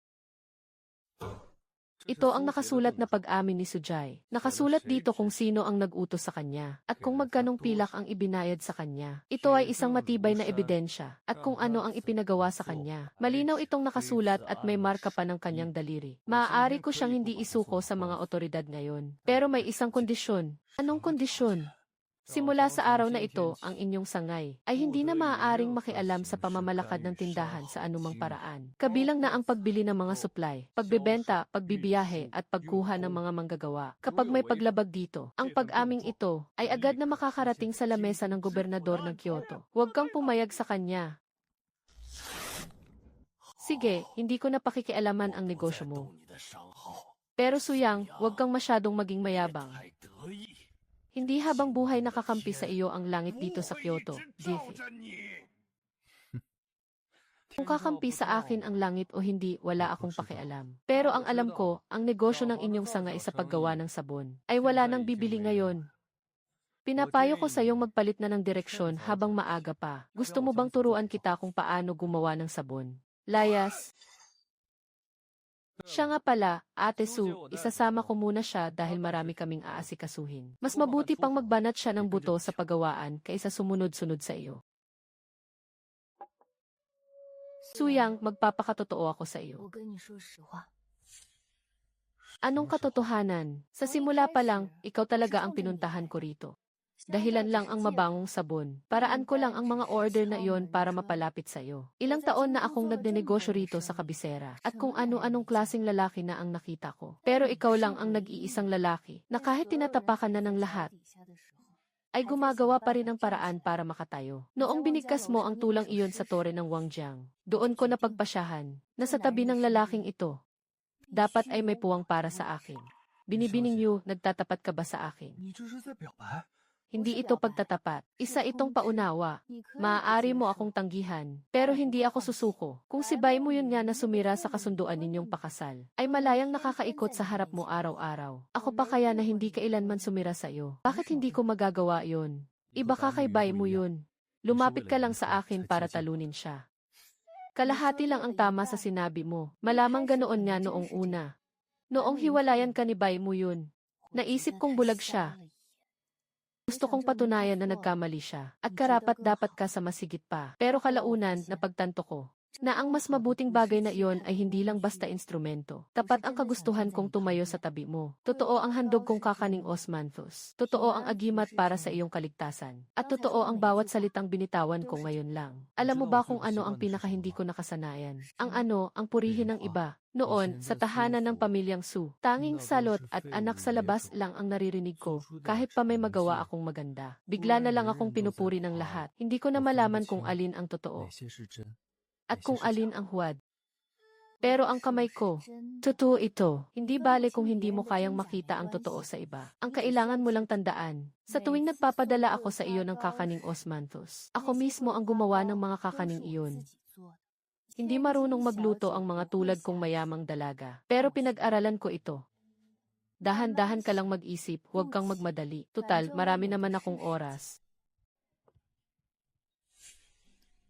Ginoong Su, IQ. Napakatalas ng pagkakataon naman. Naparito rin pala si Muyon para kumain. Bakit hindi mo agad sinabi? Katatapos lang din naming kumain. Sana ay nagsabay na tayo, huwag na. Hindi ko na kayo istorbohin. Binibining Bai, naparito ngayon si Binibining Yu para pag-usapan ang pamamahagi ng sabon. Sa pakikipagnegosyo ba, kailangan talagang hawakan ang iyong pulso. Napakatalas naman ng iyong mga mata, kapatid. Sinasabi ko lang naman kay Ginoong Su, na kailangang dagdagan ang distribusyon ng sabon para sa pamilyang Yu sa susunod. Hinawakan ko ang pulso niya para lang maramdaman niya ang aking katapatan. Bakit, nagsiselos ka ba? Hindi ah. Mabuti naman. Tutal, kinansela mo naman na ang inyong kasunduan sa kasal. Malaya na ngayon si Ginoong Su.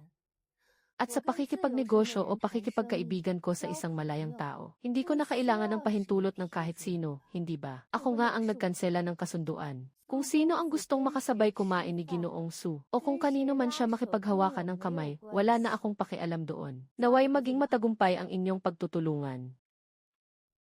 May pakialam siya sa iyo. Halos maiyak na siya kanina lang. Nagkakamali ka lang siguro ng tingin, babae ako. At kailanman, hindi nagkakamali ang isang babae sa kapwa niya babae. Pero hindi ko siya basta-basta ipaubaya sa iyo. Tandaan mo yan.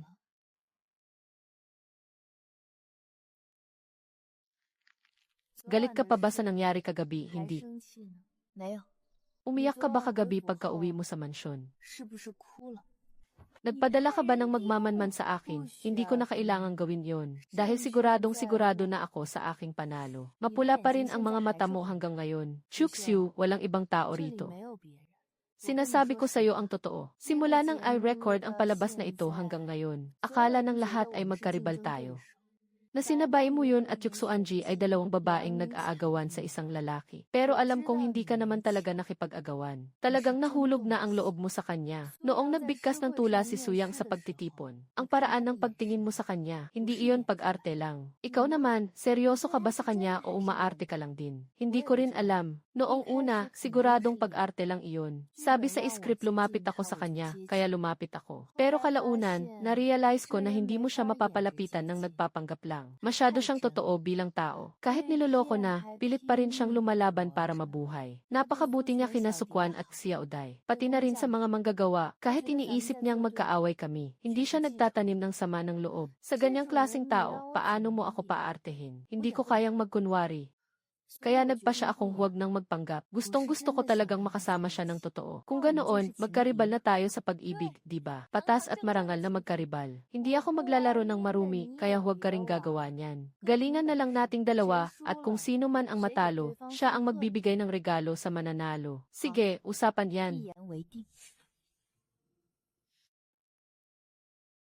Senyorito Su. Nabalitaan kong hindi naging maganda ang takbo ng buhay mo sa mansyon kamakailan. Naaapi ka lang ng isang hampas lupang mula sa pangalawang pamilya at hindi ka man lang makataas ng iyong ulo. Ang lahat ng ito ay dahil kay Suyang. Ang anak sa labas na iyon, gumawa siya ng kung anong mabangong sabon at tuluyang pinabagsak ang tindahan ng papel ng aking ama. Ngayon, kahit lumabas ng bahay ay hindi na magawa ng aking ama. Kung ganoon, naisip mo na bang tuluyan siyang palayasin mula sa kabisera? Pero may paraan ba?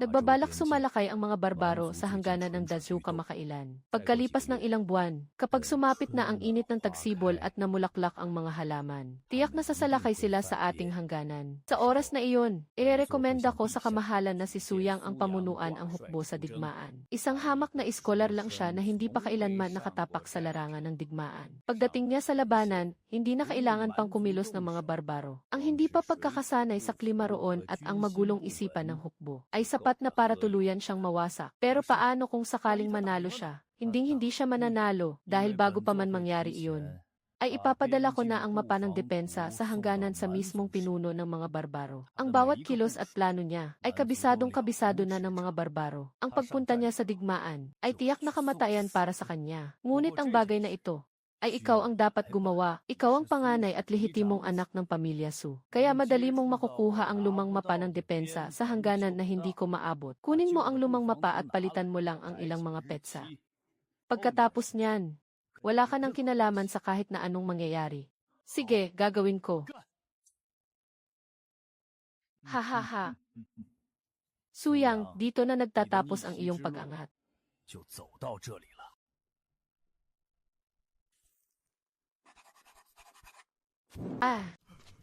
Diyos ko, ito ba ay pangkukulam?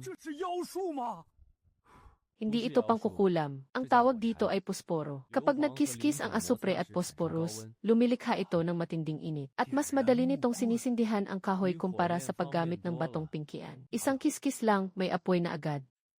Ito naman ang ikalawang paraan ng paggawa. Ang paghahalo at pagkiskis ng potassium chlorate at asupre ay maaari ring magliyab. Ngunit mas matatag ang potassium chlorate kumpara sa phosphorus. Kaya hindi ito basta-basta nagliliyab ng kusa. Kung gusto mong gumawa ng ligtas na posporo, kailangan gamitin ang paraang ito. Young Master, kapag naibenta natin ito, hindi nagagamit ng batong pingkian ang mga tao sa buong lupain, tama. Tama, at hindi lang ito tungkol sa madaling pagsisindi. Isipin mo na lang, kapag gumising ka sa gabi para magsindi ng lampara, hindi mo na kailangang mangapa sa dilim para hanapin ang pingkian. Sa pagluluto naman sa kusina, isang kiskis lang ay may apoy na agad. At mas madali ring dalhin ang posporo sa paglalakbay kumpara sa lumang panindi. Mas malaki ang kikitain natin dito kumpara sa sabon. Sandali, potassium chlorate at asupre. Dagdagan pa ng kaunting pulbos ng uling. Dapat lapatan ng sapat na diin at selyuhan ng maayos. Hindi ba't ito ang formula para sa ligtas na pampasabog? Bagaman magagamit ang ginawa kong pulbura, hindi naman ito matatag. Kung gagamit tayo ng asidong pampasabog bilang kapalit, kayang-kaya ng durugin ng hukbo ng Dazhou ang mga Manchu. Pero hindi muna kailangang magmadali ngayon. Unahin muna nating ibenta ang posporo para kumita ng pera. Saka na natin ayusin ang pampasabog. Kailangan nating unti-untiin, parang pagkain ng kanin na paisa-isang subo lang. Mahal na amo, ano po ang sinasabi ninyong pampasabog? Wala yon. Su Quanshu, sabihan mo ang paggawaan na simulan na ang pagsubok sa paggawa ng posporo bukas. Dapat manatiling sikreto ang formula. Ibahagi lang ito sa tatlong pinagkakatiwalaang manggagawa.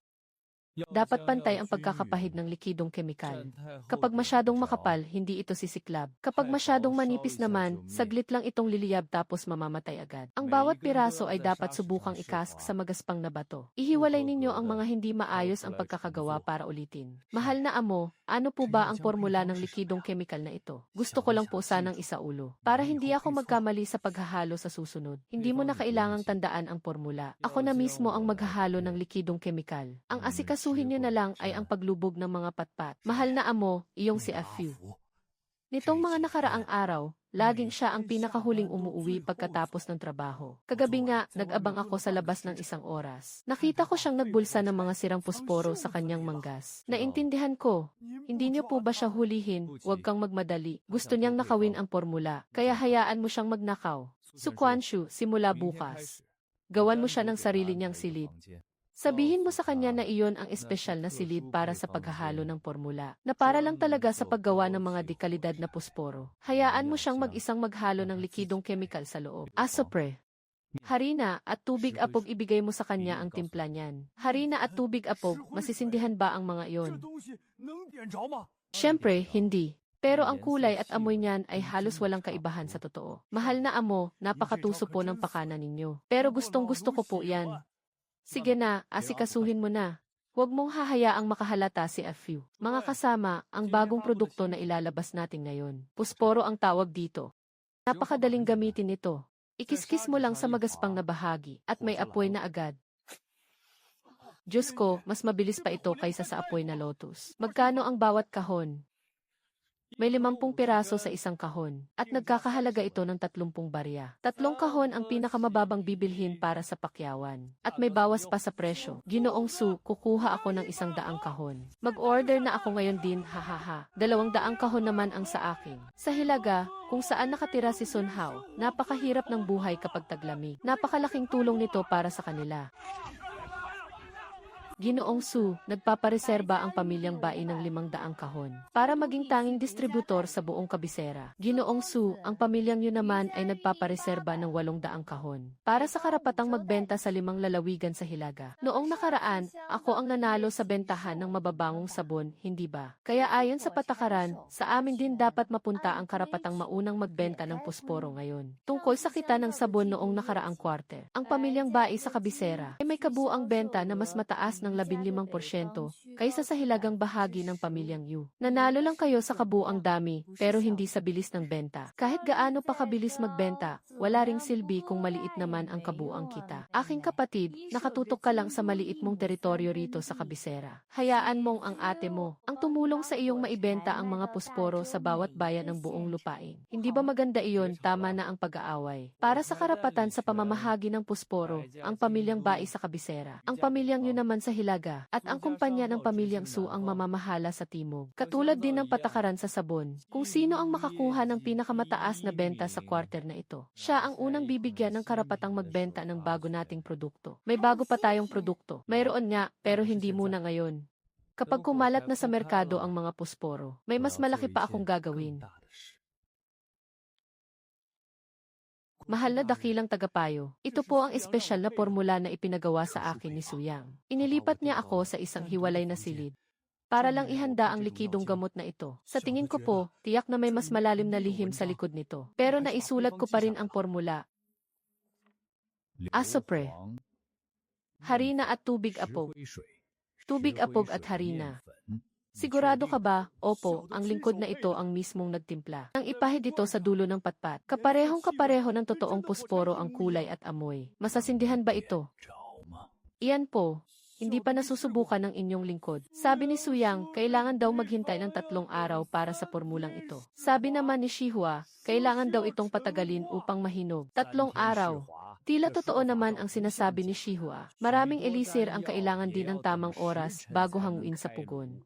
Mabuti, paniniwalaan kita sa pagkakataong ito. Kamahalan, noong nakaraang dakilang seremonya ng pagsamba sa langit, nalinlang na tayo ni Suyang. Tuso at mapanlin lang ang taong iyan. Hindi kaya ang formulang ito ay iba ang nangyari noon. 500 pilak ang ginamit ni Afu para suhulan ang taong iyon. Walang lakas ng loob ang taong iyan na linlangin ako. Bukod dito, walang kinalaman ang mga posporo sa dangal ng pambansang guro. Kahit na malugi tayo, pilak lang naman ang mawawala, ipaabot ang aking utos. Lihim na simulan ang paggawa sa labas ng lungsod. Gayahin ang paggawa ng posporo gamit ang formulang ito. Gumawa muna kayo ng 15,000 piraso sa unang salang. Habang hindi pa lumalawak ang bentahan ni Suyang, unahan na natin siyang magbenta sa merkado. Kamahalan, ang mga kagamitan at sahod para sa 10,000 kahon ay aabot ng hindi bababa sa 8,000 pilak. 8,000 pilak, maliit na bagay iyan. Pinag-aralan ko na ang takbo ng merkado para sa mga posporo. Sa buong imperyo ng Dazhao, hindi bababa sa 500,000 kahon ang nabebenta taon-taon. Kapag nakuha natin ang merkadong ito, magiging 10 beses ang balik ng ating tubo.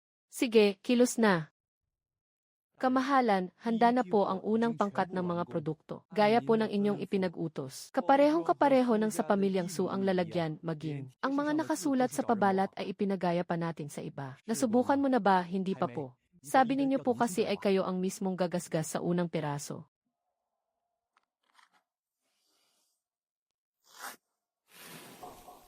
Ano nang nangyayari? Bigyan mo pa ako ng isa.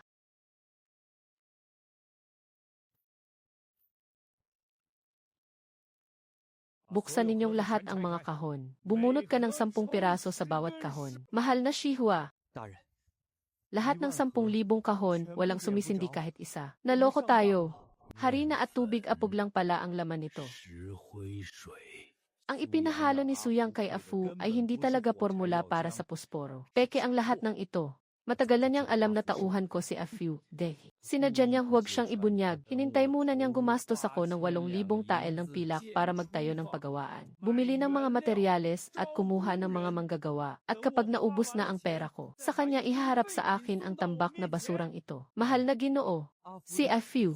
Si Afu ay tauhan pala ni Suyang. Simulat sa pool ay niloko niya tayo. Hanapin niyo si Afu. Tingnan niyo kung nandoon pa siya sa tindahan ng pamilya Su. Nagbitiw na sa trabaho si Afu kaninang umaga pa. Sabi ng mga tao sa pagawaan, dala-dala raw niya ang kanyang mga gamit palabas ng lungsod. Hindi alam kung saan siya nagtungo. Aoyang, sa pagkakataong ito, nanalo ka ng 8,000 tael ng pila. Kaya ko namang tanggapin ang pagkatalong ito. Pero huwag ka munang magdiwang. Hindi pa tapos ang laro. Maganda at nakakagawa ka ng posporo. Pero tandaan mo, ang posporo ay madaling mag-apoy. Sa susunod na hakbang, hindi ko na nanakawin ang iyong formula. Diretso ko nang susunugin ang iyong bodega. Suyang, tingnan mo ito. Ito ang listahan ng mga kargamento na dinala ng pangkat ng mga ngalakal ng pamilya Bai. Asupre, walang asupre sa Hilagang Hangganan. Saan galing ang mga asupreng ito? Mula sa mga Manchu. Ang pangkat ng mga ngalakal ng Hilagang Jing ay madalas magpabalik-balik sa hangganan kamakailan. May lihim na nagpupuslit ng napakaraming asupre. Ang asupre ay isang ipinagbabawal na kargamento. Sa itong sangkap sa paggawa ng pulbura. Hindi ko alam kung sino ang nagpupuslit nito. Pero ang makalampas sa mga sundalong nagbabantay sa hangganan at maipasa ang mga harang sa magkabilang panig. Ang impluensya ng taong ito ay hindi biro. Ano ang ibig mong ipahiwatig sa akin? Ikaw ang Marquez ng Yongan ng Dashu. Nasa mga kamay mo ang formula ng pulbura. Kung may nag-iimbak ng napakaraming asupre sa Dashu, siguradong hindi ito para gumawa ng posporo. Nais nilang gumawa ng pulbura. Maaaring hindi ang Dashu ang pakay ng taong ito. Pero siguradong ikaw ang habol niya. Nakaharang ka sa landas ng iba, kaya gagawa sila ng paraan para iligpit ka. Ikaw mismo, mag-ingat ka tungkol sa pagpupuslit ng asupre. Ang Imperial Advisor, o si Suchayan. O baka pareho silang may kinalaman.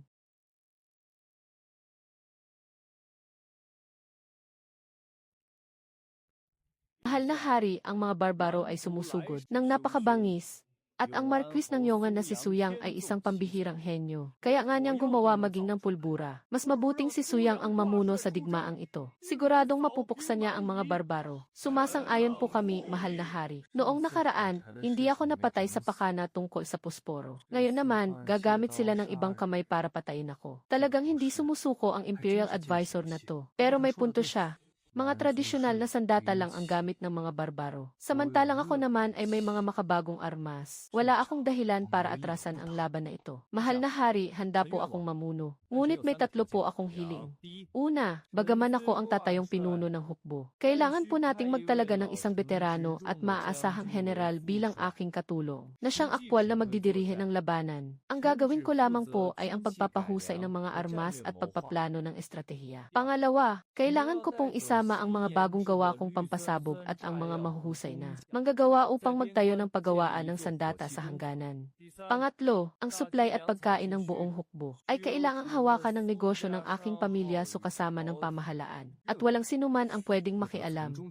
Hindi po maaari, mahal na hari. Paano natin ipagkakatiwala ang kapangyarihan sa militar at pamamahala sa kamay ng isang mangangalakal? Bakit takot na takot ang Imperial Advisor na mapunta sa akin ang kapangyarihan sa supply? Natatakot ka ba na kapag nandoon na ako sa hangganan, ay may matuklasan akong mga bagay na hindi ko dapat malaman? Ano? Anong ibig mong sabihin? Tama na, Suyang. Bibigyan kita ng 3 buwan. Gusto kong mabalitaan ang inyong tagumpay at ang pag-atras ng mga kaaway. Masusunod po ang inyong utos, mahal na hari. Suyang, walang mata ang mga sandata sa gitna ng digmaan. Maaaring nailigtas ka ng siyensya mo ng 1 beses, pero hindi kita maililigtas habang buhay. Ginoo, sapat na po ba ang nabili ninyong asupre? Bakit magkasama kayong naparito? Nabalitaan kong sasabak ka na sa labanan. May dala akong kaunting pagkain para sa iyo. Kakaning osmantos na ako mismo ang gumawa. Pangbaon mo sa daan. Ito ang baluting ginto ng pamilya Bai. Hindi ito tatagusan ng anumang sandata. Isuot mo ito at mag-ingat ka sa labanan. Masyado itong mahalaga. Mas mahalaga ang buhay mo kaysa sa baluting iyan. Bumalik kang buhay. Pati ang pamana ng iyong pamilya ay ibinigay mo na. Nahihiya na tuloy akong ibigay itong kakaning Osmantus ko. Suyang, wala na akong ibang maibibigay sa iyo. Inayos ko na ang mga rasyon para sa hukbo. Ang lahat ng imbak na supply ng Yuja Trading ay ipinadala ko na sa hangganan. Ipapadala ito tuwing kalahating buwan. Ako mismo ang magbabantay rito. Sisiguraduhin kong hindi ito mapuputol. Hindi ko kayang lumaban para sa iyo. Pero sisiguraduhin kong may pagkain ang mga sundalo mo. Sinumang mangahas na manggulo sa mga rasyon, itataya ko ang buong pangkat ng mga ngalakal ng pamilya Bai para mamahala sa ligtas na paghahatid nito. Kabisado ko ang mga daanan sa hilagang hangganan. Kung ganoon, magtulungan tayo. Pero kanya-kanya pa rin tayo ng gawain. Kayong dalawa, kapag wala na ako, maaari bang huwag kayong mag-away? Hindi maaari. Hintayin ninyo ang aking pagbabalik. Unahin muna ang mga order natin. Napakagarbo naman. Sulong.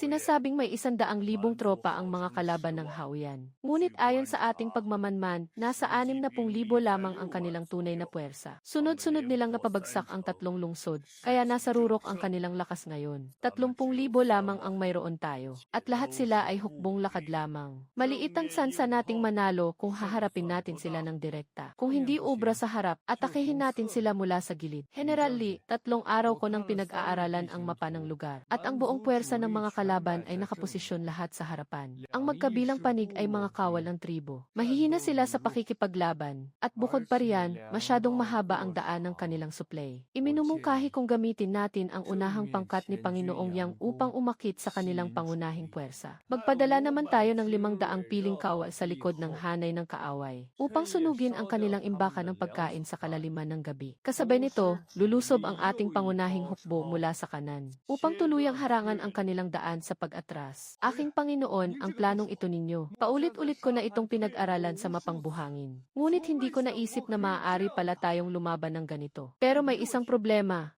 Ang 500 kawal na ikot sa likod ng kaaway. Kailangan nilang malaman ang eksaktong lokasyon ng kanilang imbakan ng pagkain. Ang ating mga tagamanman ay hindi pa rin ito natutuklasan hanggang ngayon. Alam ko kung nasaan ang imbakan ng pagkain. Sa pagsusuri ko sa lupain ang mga barbaro, may isang nakatagong daanan sa kanang bahagi ng lambak na patungo sa isang kapatagang napapaligiran ng bundok sa 3 panig. Sagana sa tubig doon, madaling ipagtanggol at mahirap atakihin. Tiyak na doon nila inimbak ang kanilang mga pagkain. Aking Panginoon, pati ba naman iyon ay nalkalkula ninyo? Hindi ito hula, kundi impormasyon mula kay Subingshan. Nagpadala siya ng liham bago siya sumabak sa labanan. Kapag nanalo tayo sa labanang ito, gagantimpalaan ko siya sa kanyang ambag. Ipaabot ang utos ko. Kikilos tayo sa gabi pagkaraan ng 3 araw. Bigyan ng 500 piling kawal ng mga pampasabog at mga senyas na kwitis. Sa sandaling mag-apoy ang imbakan ng pagkain. Sasalakay ang ating pangunahing hukbo mula sa kanan upang palibutan sila. Ikulong natin sila at ubusin ng walang katakasan. Tandaan, hayaang makaligtas si Sutean. Hindi ba't nasa kabisera si Suchayan? Darating din siya rito. Makinig kayong mabuti, sundin ang utos ng ating Panginoon. Ilagay ang mga pampasabog sa 4 na sulok ng imbakan ng pagkain. Habaan ninyo ang mitsa at tumakbo agad pagkasindi ninyo. Huwag kayong makikipaglaban ng matagal. Gagantimpalaan ng ating Panginoon ang sinumang makakaligtas. Opo.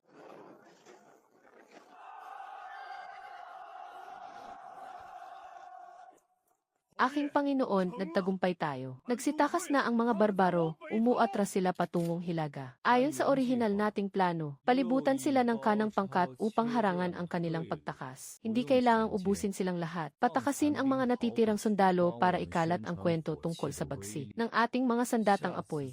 Sa susunod na manggulo sila, guguho agad ang kanilang lakas ng loob. Sa husay ninyo sa pakikipaglaban, Panginoon, lubos na sumasaludo ang inyong general.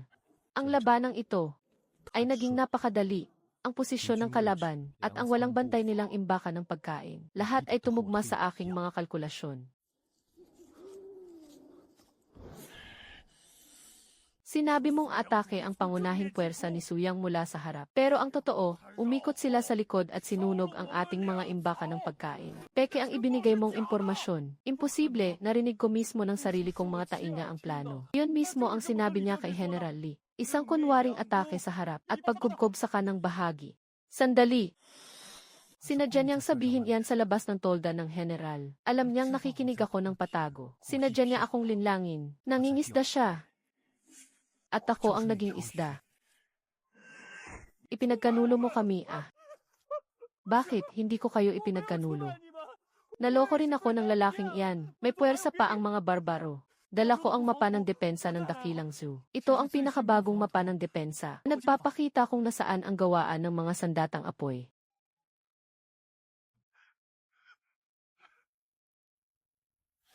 Mahal na Marquez, huhulihin na ba natin siya ngayon? Hindi. Nakita mo ba ang mapang ibinigay niya? Mukha itong lumang mapa ng depensa. Wala sa mapang iyan ang bagong gawaan na nasa lambak. Kung ganoon nga, pinalitan ang mapang iyan. Palihim na pinalitan iyan ni Subingshan bago siya sumabak sa digmaan. Akala niya ay ang totoong mapa ang nanakaw niya. Kung susundin ng mga barbaro ang mapang iyan, direkta silang babangga sa ating malalakas na hukbo. Huwag ninyong ipagsasabi kahit kanino. May silbi pa siya sa atin. Dahil ama ka niya. Ito na ang inyong huling pagkakataon. Suwail na anak, napakasuwail mong bata ka. Pinalitan ko ng peking mapa ang hawak niya para lang iligtas ang buhay niya. Ngunit nagawa pa talaga niyang bumalik sa mga barbarong iyon. Nais niyang idamay ang buong pamilya sa kapahamakan. Mahal na emperador, nagkulang po ako sa pagpapalaki sa aking anak. Karapat-dapat po akong mamatay dahil sa aking matinding kasalanan. Ngunit hindi ko po magagawang ilihim sa inyo ang katotohanan. Nakipagsabuatan si Sutayan sa mga barbaro. At ayon sa batas, nararapat siyang pugutan ng ulo. Handa kong itaya ang aking buhay kapalit ng kapayapaan sa hangganan. Subingshan, alam mo ba kung sino ang isinusumbong mo? Ang sarili mong anak. Kung sino mang makipagsabuatan sa kaaway at magtaksil sa bayan ay dapat bitain agad. Kaya mo ba talaga siyang isakripisyo?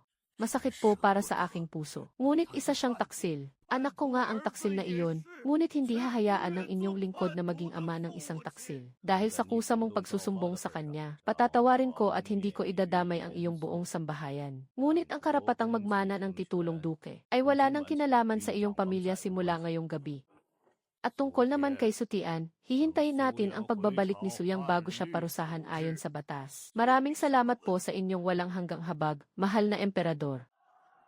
Bigyan sila ng huling pagkakataon. Ibaba ninyo ang inyong mga armas upang makaligtas sa kamatayan. Kung hindi, walang matitira kahit isa. Utos ng Marquis ng Yongan, ang sinumang magbaba ng sandata ay hindi papatayin. Sindihan ang apoy. 21.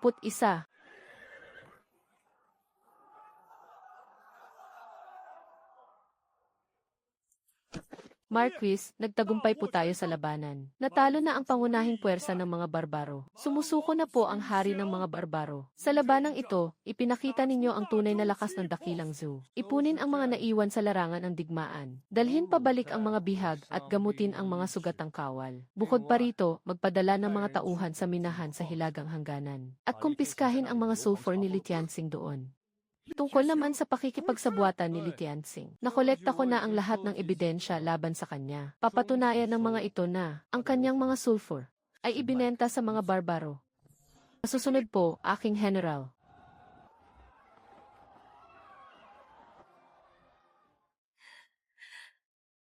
Nagbalik na siya.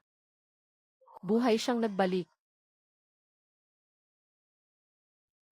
Mahal na emperador, hindi ko po binigo ang inyong tiwala. Payapa na po ang lupain sa hangganan. At kontrolado na po ang sitwasyon doon. Bukod pa rito, may isa pa po akong dapat iulat. Ang pambansang guro na si Li Tianxing ay matagal ng patagong nagpupuslit ng mga ipinagbabawal na mineral. Lihim siyang nakikipag-ugnayan sa mga puwersa sa hangganan upang guluhin ang ating depensa. Narito po ang mga katibayan. Bukod pa riyan, nagnakaw din si Sutayan ng mapa ng ating depensa upang lihim na makipagsabuatan sa pangkat ng mga Manchu. Kumpleto po ang mga saksi at ebidensya laban sa kanila. Li Tianxing.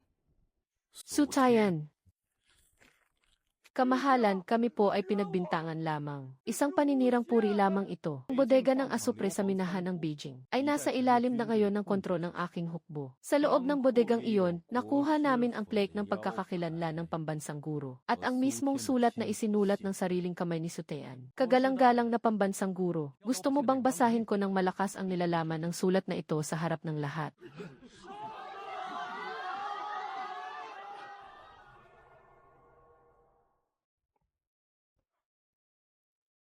Suyang, sino ka ba talaga? Ang iyong pagkain, ang hilig mong kumain ng manok, ang sabon mo, ang mga pusporo mo, pati na ang iyong mga dinamita, ang mga bagay na ito ay hindi dapat umiiral dito sa Dashu. Hindi ka taga Dashu. Sino ka talaga? Isang gipit na tao na itinulak ninyo sa pader.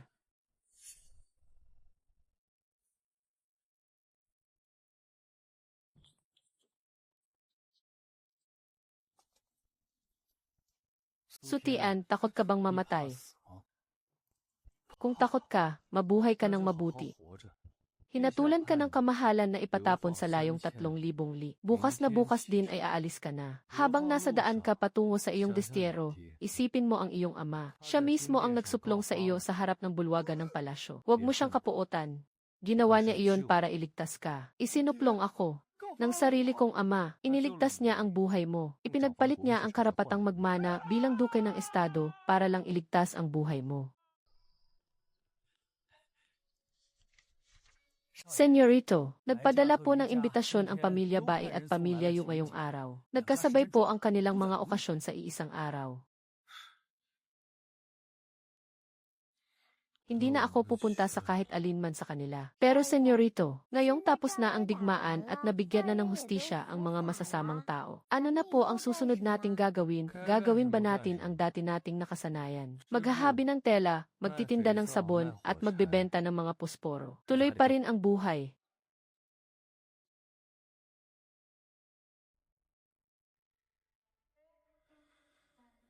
Tapos na ang digmaan. Patay na ang gurong imperial. Ipinatapon si Sutian at nag-iwan ng sabon at pusporo na lumaganap sa buong mamamayan. 2 taon akong hinintay ng 2 babae. Dito sa bahaging ito ng kwento. Dapat tapos na, di ba? Direk Zhang, humihiling po akong umalis na. Ngayong tapos na ang digmaan. Lahat ng takbo ng kwento ay nagwakas na. Ayon sa kontrata, dapat tapos na rin ang mga eksena ko. Ayon sa kontrata, ganoon nga. Pero alam mo naman, gustong-gusto ng mga manonood ngayon si Bai Muyun at ang pag-ibigan nila ni Suyang. Kung aalis ka ngayon, paano naman ang ratings hindi ko na kayang umarte? 2 taon ko na siyang niloloko araw-araw. Iniisip niyang ako si Bai Muyun, ang babaeng umatras sa kasal nila. Pero hindi ako iyon.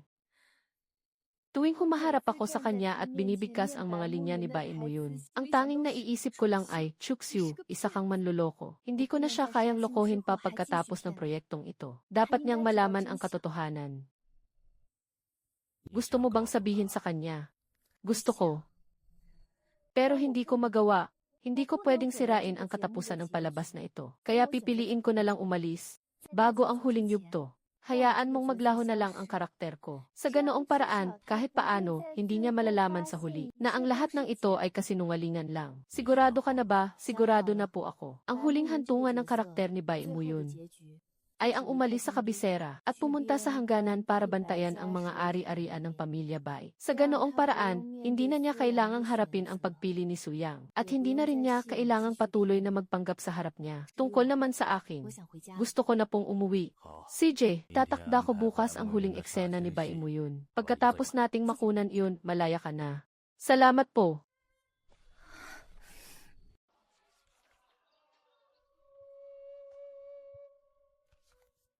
Senyorito, may sulat po mula kay Binibining Bai. Ipinadala po ito sa tapat ng pinto kaninang umaga. Ang sabi po ng naghatid, umalis ng lungsod kagabi si Binibining Bai. Pumunta siya sa hangganan ng Beijing. Ang sabi niya, may kailangang asikasuhin doong negosyo ang pamilya Bai. Baka doon na muna siya manirahan ng matagal. Suyang, sa oras na mabasa mo ang sulat na ito, nasa daan na ako patungong Beijing.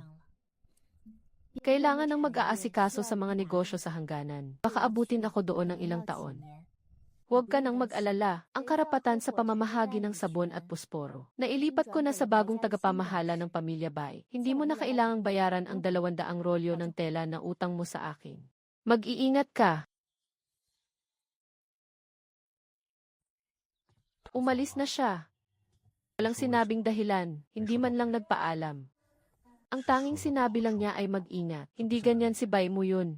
Bai, hindi aalis si Muyun nang hindi man lang nagpapaalam ng harapan. Nang ganoon na lang.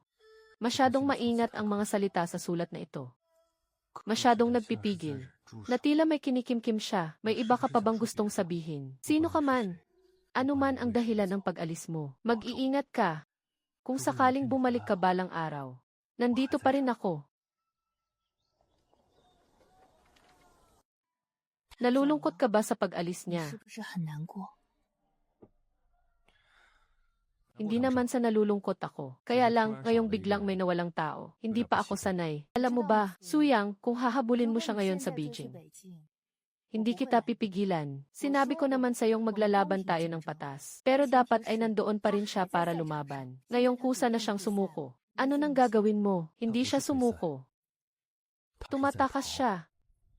Ang taong hindi man lang makapagpaalam ng harapan. Ibig sabihin, hindi pagkatalo ang kinatatakutan niya, kundi ang humarap. May nalalaman ka ba? Marami akong alam. Pero hindi ko pwedeng sabihin. Suyang, hindi ko alam kung hanggang kailan mo kayang magpanggap. Pero kung sakaling mapagod ka na, huwag kang tatakbo ng mag-isa. Sabihin mo sa akin, sasamahan kita. Para saan pa? Anong magagawa mo kung sasamahan mo ako? Sasamahan kitang kumain. Dapat may isang taong laging magtatabi ng upuan para sa'yo, di ba? Suyang, batid kong kadarating mo lang galing Beijing. Kaya nararapat lamang na magpahinga ka muna. Ngunit napakalupit ng mga piratang Hapon. At kulang ang puwersa ng ating himpilan sa Timog Silangan. Ikaw lang ang tanging kayang lumaban sa matitinding bakbakang ito. Tatanungin kita muli. Handa ka bang pamunuan ang hukbo? Masusunod po, mahal na emperador. Direk Zhang, biglaan lang po ang pagkakadagdag ng kwento tungkol sa mga pirata. Inaayos pa po ang mga extra at mga props. Gusto niyo po bang maghintay muna ng ilang araw? Hindi na, wag na nating hintayin. Talagay sa gulo ang takbo ng orihinal nating katapusan nang umalis si Chuxiu. Kailangan ng mga manonood ng bagong kapana-panabik na tagpo ngayon. Para malingat ang atensyon nila, handa naman na ang kwento tungkol sa mga pirata. Mga piratang may temang Timog Silangang Asya, digmaan sa dagat, paglusob sa isla. Napakagandang tingnan sa screen, at kapana-panabik ang labanan. Kayang punan nito ang kahit 7 episode. Direk Zhang, biglaan lang po ang pagkakadagdag ng kwentong ito. Naayos pa po ang mga extra at mga props. Ipagawa mo na agad ang script sa mga scriptwriter ngayong gabi. At saka, umalis na rin si Bai Muyun. Kailangan ngayon ni Suyang ng bagong layunin. Ang pakikipagdigma ang pinakamainam na layunin para sa kanya. Ibibigay niya ang lahat ng kanyang makakaya. Naiintindihan ko po. Pero paano naman po ang katapusan? Tapusin muna natin ang pagkuha sa digmaang ito. Tungkol naman sa katapusan, pag-iisipan ko pa. Aking Panginoon, ang mga piratang ito ay hindi tulad ng maliliit na pangkat ng pirata noon. Mayroon silang mga barkong pandigma, mga kanyon at may nagkakaisang pamumuno. May hinala po ako na mailihim na puwersang nagpupondo sa kanila. Mahirap sabihin kung anong puwersa ito. Pero ang layo ng nararating at lakas ng kanilang mga kanyon ay hindi mas mahina kaysa sa mga kanyon ng hukbo ng dakilang zoo. At maayos ang kanilang pormasyon. Hindi sila basta-bastang mga tulisan lang. General Li, iparating mo ang aking utos. Una, tipunin ninyo ang lahat ng natitirang pulbura at muling ihalo ayon sa bago kong formula. Mas malakas ito ng 3 beses kaysa sa ordinaryong pulbura. Sapat na sapat para labanan ang mga kanyon ng mga pirata. Ikalawa, magpadala ng mga bihasang manggagawa upang maglagay ng mga bomba sa ilalim ng tubig sa pasukan ng daungan. Pasabugin ninyo iyon kapag umatake sila kasabay ng pagtaas ng tubig. Ikatlo, pumili ng 1,000 kawal na magagaling lumangoy upang bumuo ng isang pangkat panalakay. Sa gitna ng dilim, tahimik kayong sumakay sa mga barko ng mga pirata at sunugin ang kanilang imbakan ng mga pulbura at bala. Mahal na Panginoon, ang paraan ninyong ito ng pakikipaglaban ay ngayon ko pa lamang narinig kailanman. Akala nila ay nakikipagdigma sila sa dagat. Ngunit ipapakita ko sa kanila kung ano ang ibig sabihin ng isang hindi patas na digmaan. Ang mga nakalangway pabalik sa baybayin, magtipon sa likod ng malalaking bato. May gantimpala ang Panginoon sa lahat ng mabubuhay pagbalik natin.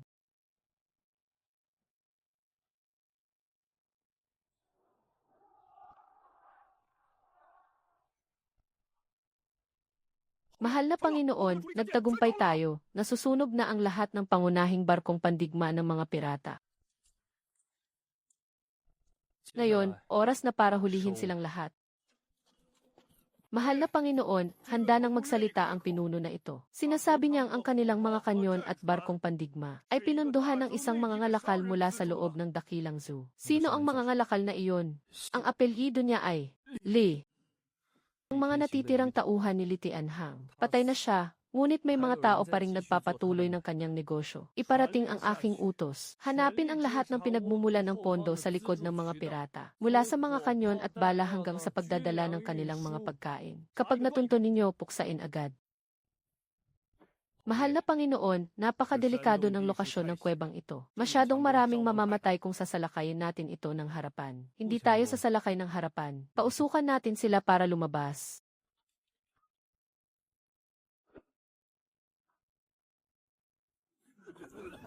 Ha! Ah!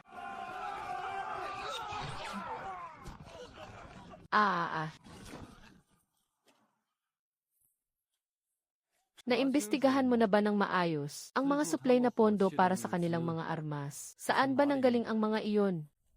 Nalaman na po namin, galing po ito sa ilang daungan sa timog. Ang mga barkong pangnegosyo ay nagwawagayway ng bandila ng Yuja Trading House. Pero peke po ang mga iyon. Ang totoong nagpupondo ay ang mga iligal na ruta ng pagpupuslit na iniwan ni Li Tianxing bago siya mamatay. Ginamit ng kanyang mga tauhan ang peking bandila para magbiyahe ng mga sangkap sa paggawa ng armas at ibenta ang mga ito sa mga piratang Wukong para magkamalang dambuhalang tubo. Ipunin at ihanda mo ang lahat ng ebidensya. Iharap natin ito sa kamahalan pagbalik natin sa kabisera. Masusunod po.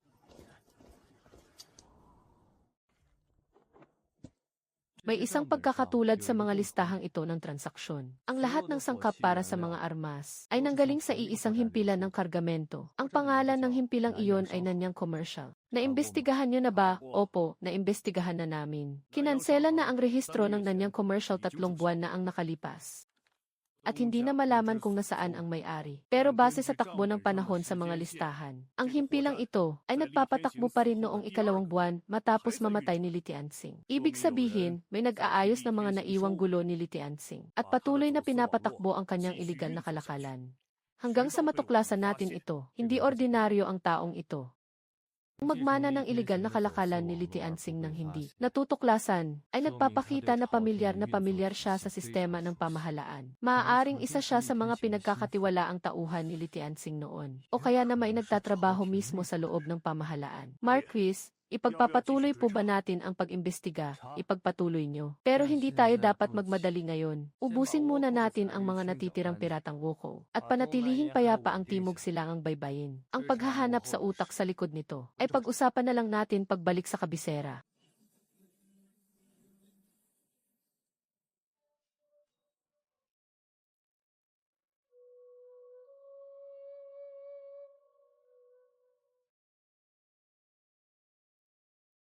Suyang, binabati kita sa pagtatapos ng iyong ikalawang laban. Noong umalis si Bai mo yun, akala ko ay panghihinaan ka ng loob ng matagal. Pero sa halip na magpahinga, mukhang mas pinapahirapan mo pa nga ang sarili mo ngayon. Hindi ko alam kung mabuti ba ito o masama. Basta pagbalik mo, huwag mong kalimutang dumaan sa Yuja Trading. Kailangan mong personal na pirmahan ang pagpapalawig ng kasunduan para sa karapatan sa pamamahagi ng posporo. Saka nga pala, inihanda ko na rin ang paborito mong kakaning gihua. Sa pagkakataong ito, siguraduhin mong hindi mo ako maindyan muli.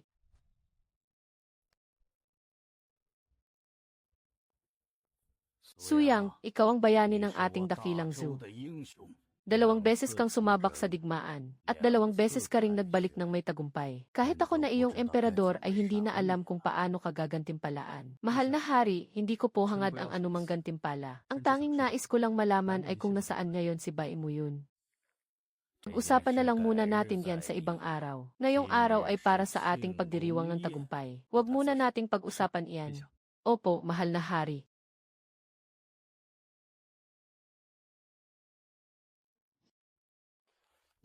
Mahal na hari, napatunayan na po natin sa wakas na noong nabubuhay pa si Li Tianxing, ginamit niya ang nanyang trading upang magpuslit ng mga materyales para sa mga sandata sa mga piratang Hapon sa loob ng 2 taon. Aking Ginoo, may isang bagay po akong hindi binanggit sa bulwagan ng palasyo. Noong ni-raid po namin ang pangunahing tanggapan ng nanyang trading, nakahanap po ako ng isang pribadong aklat talaan. Ang nakasulat po roon ay hindi tungkol sa mga iniluluwas o inaangkat na produkto, kundi tungkol sa paggalaw ng mga tao. Sa nakalipas na 2 taon, si Li Tianxing ay nagpadala sa isang lugar na tinatawag na Xihuayingshe ng napakaraming supply at mga kagamitan, kabilang na ang mga pagkain, mga tela, mga kahoy, pati na rin ang napakaraming taba ng baboy at asupre. Si Huayingsh. Anong klaseng lugar iyon? Hindi ko po alam. Iyan lang pong 4 na kataga ang nakasulat sa aklat talaan. Walang nakalagay na address, at walang kahit sinong nakasaad na maaari nating kontakin. Nagpadala na po ako ng mga tauhan upang mag-imbestiga. Ngunit wala kahit isang lalawigan sa buong dakilang zoo ang may ganoong pangalan ng lugar. Hinala ko po na baka lihim na kodigo lamang ito ni Li Tianxing na tumutukoy sa isang tagong bodega. Ngunit wala po talaga kaming makuhang bakas para simulan ang paghahanap. Naintindihan ko. Magtatapos na rito ang usaping ito. Hindi mo na kailangang mag-usisa pa. Opo, masusunod po. Senyor, halos 3 buwan na pong nakaalis si Binibining Bai. Hindi po ba dapat ninyong bisitahin si Binibining Yu? Nagpadala na naman po siya ngayon ng mga kakaning Osmanthus. Alam ko, pupunta ako bukas.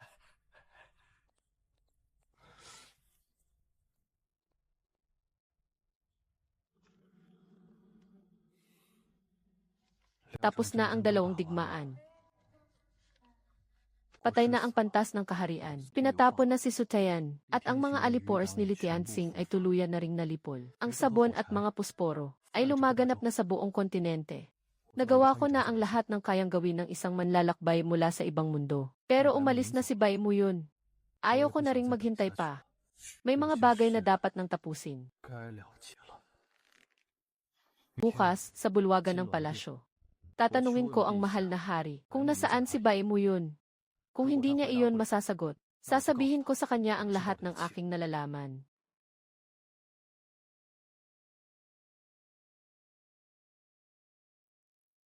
Marquis Yongan Suyang, 2 beses mong pinangunahan ang hukbo upang supilin ang mga barbaro at puksain ang mga pirata. Ang iyong kadakilaan ay walang kapantay sa mundo. Igagawad ko sa iyo ang titulong hari ngayong araw. Hindi ko po kailangan ng anumang parangal. Isang bagay lamang po ang nais kong itanong. Anong bagay yon? Nasaan si Bai Mu Yun? Pumunta sa Beijing ang binibini ng pamilyang Bai para pamahalaan ang kanilang negosyo. Alam mo naman iyon. Nagpadala na ako ng mga tao para siya sa atin ang kanilang negosyo sa Beijing. Ang pangkat ng mga mangangalakal ng pamilyang Bai ay hindi naman nagpalawak ng kanilang negosyo doon. Wala rin kahit anong naitalang gastos o paggamit ng mga supply. Hindi nagpunta sa Beijing si Bai Mu Yun. Iniwan na niya ang mundong ito. Anong klaseng pananalita iyan? Anong ibig mong sabihin sa iniwan na niya ang mundong ito? Mahal na hari, alam ko. Noong una pa lang ay alam ko na. Pagkatapos ng pagtitipon ng mga makata sa Wangjiang Tower, nagsimula na akong maghinala na binigyan ninyo ako ng isang libro ng mga itinakdang kwento para isipin kong isa akong manlalakbay mula sa ibang mundo. Dahil hindi ninyo magawang gayahin ang isang misteryosong sistema ng kapangyarihan. Kaya pinalitan ninyo na lamang ito ng aklat ng mga tuntunin ng pamilyang Su. Ang tatalino ninyo, pero may isang bagay kayong nakalimutan. Ang isang taong totoong napunta sa ibang mundo ay hindi sa unang araw pa lang ay makakakuha na agad ng perpektong gabay para sa baguhan. Suyaw, pero hindi ko kayo sinisisi. Isa lang naman akong alipin ng trabaho sa modernong mundo. Nagabi-gabing nag-o-overtime para lang mag-ayos ng mga presentation. Na 3 taon nang nagbabayad ng housing loan pero hindi pa rin matapos-tapos. Ang mapunta sa mundong ito. Ang pinakatotoong panaginip na naranasan ko sa buong buhay ko. Ibinigay ninyo sa akin ang panaginip na ito. Kaya ayaw ko nang magising. Kaya naman sumabay ako sa inyo sa pag-arte. Nang gusto ninyong bumangon ako mula sa hirap, bumangon ako. Nang gusto ninyong makipagdigma ako, nakipagdigma ako. Inakala ko na basta't ginalingan ko ang aking pag-arte, ay magpapatuloy ang panaginip na ito magpakailanman. Pero tinanggal ninyo si Bai Mu Yun. Inalis ninyo ang tanging taong pinakamahalaga sa akin sa mundong ito. Kaya ang panaginip na ito, ayaw ko nang ipagpatuloy pa. Mahal na Emperador, Director, Sa totoo lang, matagal ko nang nararamdaman na may kakaiba. Hindi dahil sa may pagkukulang kayo, kundi dahil ginawa ninyo ito ng napaka-perpekto. Bawat twist sa takbo ng kwento ay nangyayari sa pinakatamang oras. Bawat kalaban ay natatalo sa pinakaangkop na pagkakataon. Inimbitahan ako ng 3 beses sa isang araw. Masyadong madaling mahanap ang supply chain ng asupre. Ang mga bodega ng pagkain ng mga Manchu ay maayos ang pagkakahanay. Na tila naghihintay na lang na pasabugin ko. Ang range ng mga kanyon ng mga piratang Hapon. At ang asintado nito ay sadyang mas mababa ng kaunti kumpara sa hukbo ko. Sinasabayan ninyo ako. Sinasabayan ang bawat pagbangon ko, ang bawat pagpapahiya ko sa mga nang maliit sa akin, at ang bawat pagkakataong tinalo ko ang mas malalakas. Kailan mo pa natiyak ang lahat ng ito? Noong unang araw pa lang, alam ko na. Masyadong detalyado ang ibinigay ninyong gabay sa aking mga kamay. Masyado kasing katulad ng sarili kong script. Pero ang pinakamalaking butas ay hindi isang hindi pagkakaunawaan, kundi isang katotohanan. 2 taon ako sa Dashu. Mula sa kabisera hanggang sa hangganan. Mula sa hilaga hanggang sa timog. Sa bawat lungsod at bawat nayon na aking nilakbay. Wala akong nakitang kahit isang bata na wala pang 10 taong gulang. Dahil hindi ninyo kayang gayahin ang mga bata. Hindi makokontrol ang mga bata. Sisirain lang nila ang mga props. Bakit noong binuo ninyo ang mundong ito? Direkta ninyong inalis ang variable ng mga bata. Bakit hindi mo ito sinabi noon pa? Dahil gusto ko lang maranasan ang pakiramdam ng mapunta sa ibang mundo. Ang buhay ko, bago ako mapunta rito, ay matagal nang hindi nakakaranas ng tagumpay. Binigyan ninyo ako ng isang magandang panaginip. Sa panaginip na ito, may mga tula, may mga digmaan, may labanan sa negosyo, at may 2 babaeng nag-aagawan at nagsiselos dahil sa akin. Ayaw ko pang magising. Umalis na si Bai mo yun. Bagaman hindi ko alam ang tunay niyang pangalan. Siya lang ang tanging taong mahalaga sa akin sa panaginip na ito. Ngayong wala na siya, nawalan na ng saysay ang panaginip na ito.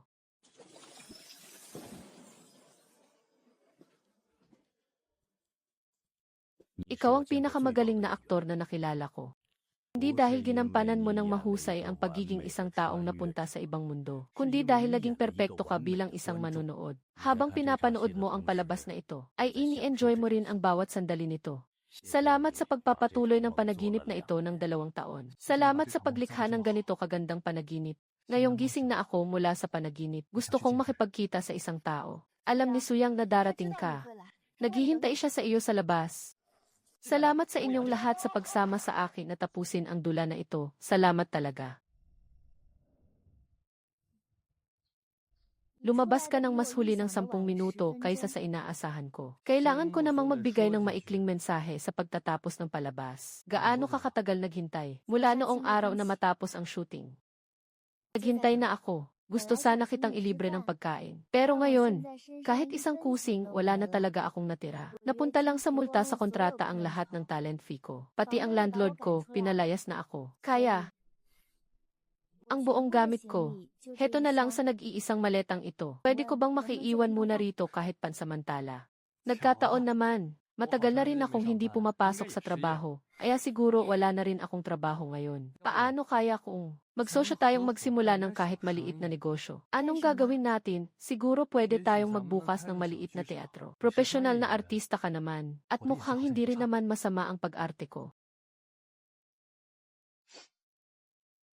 Ha!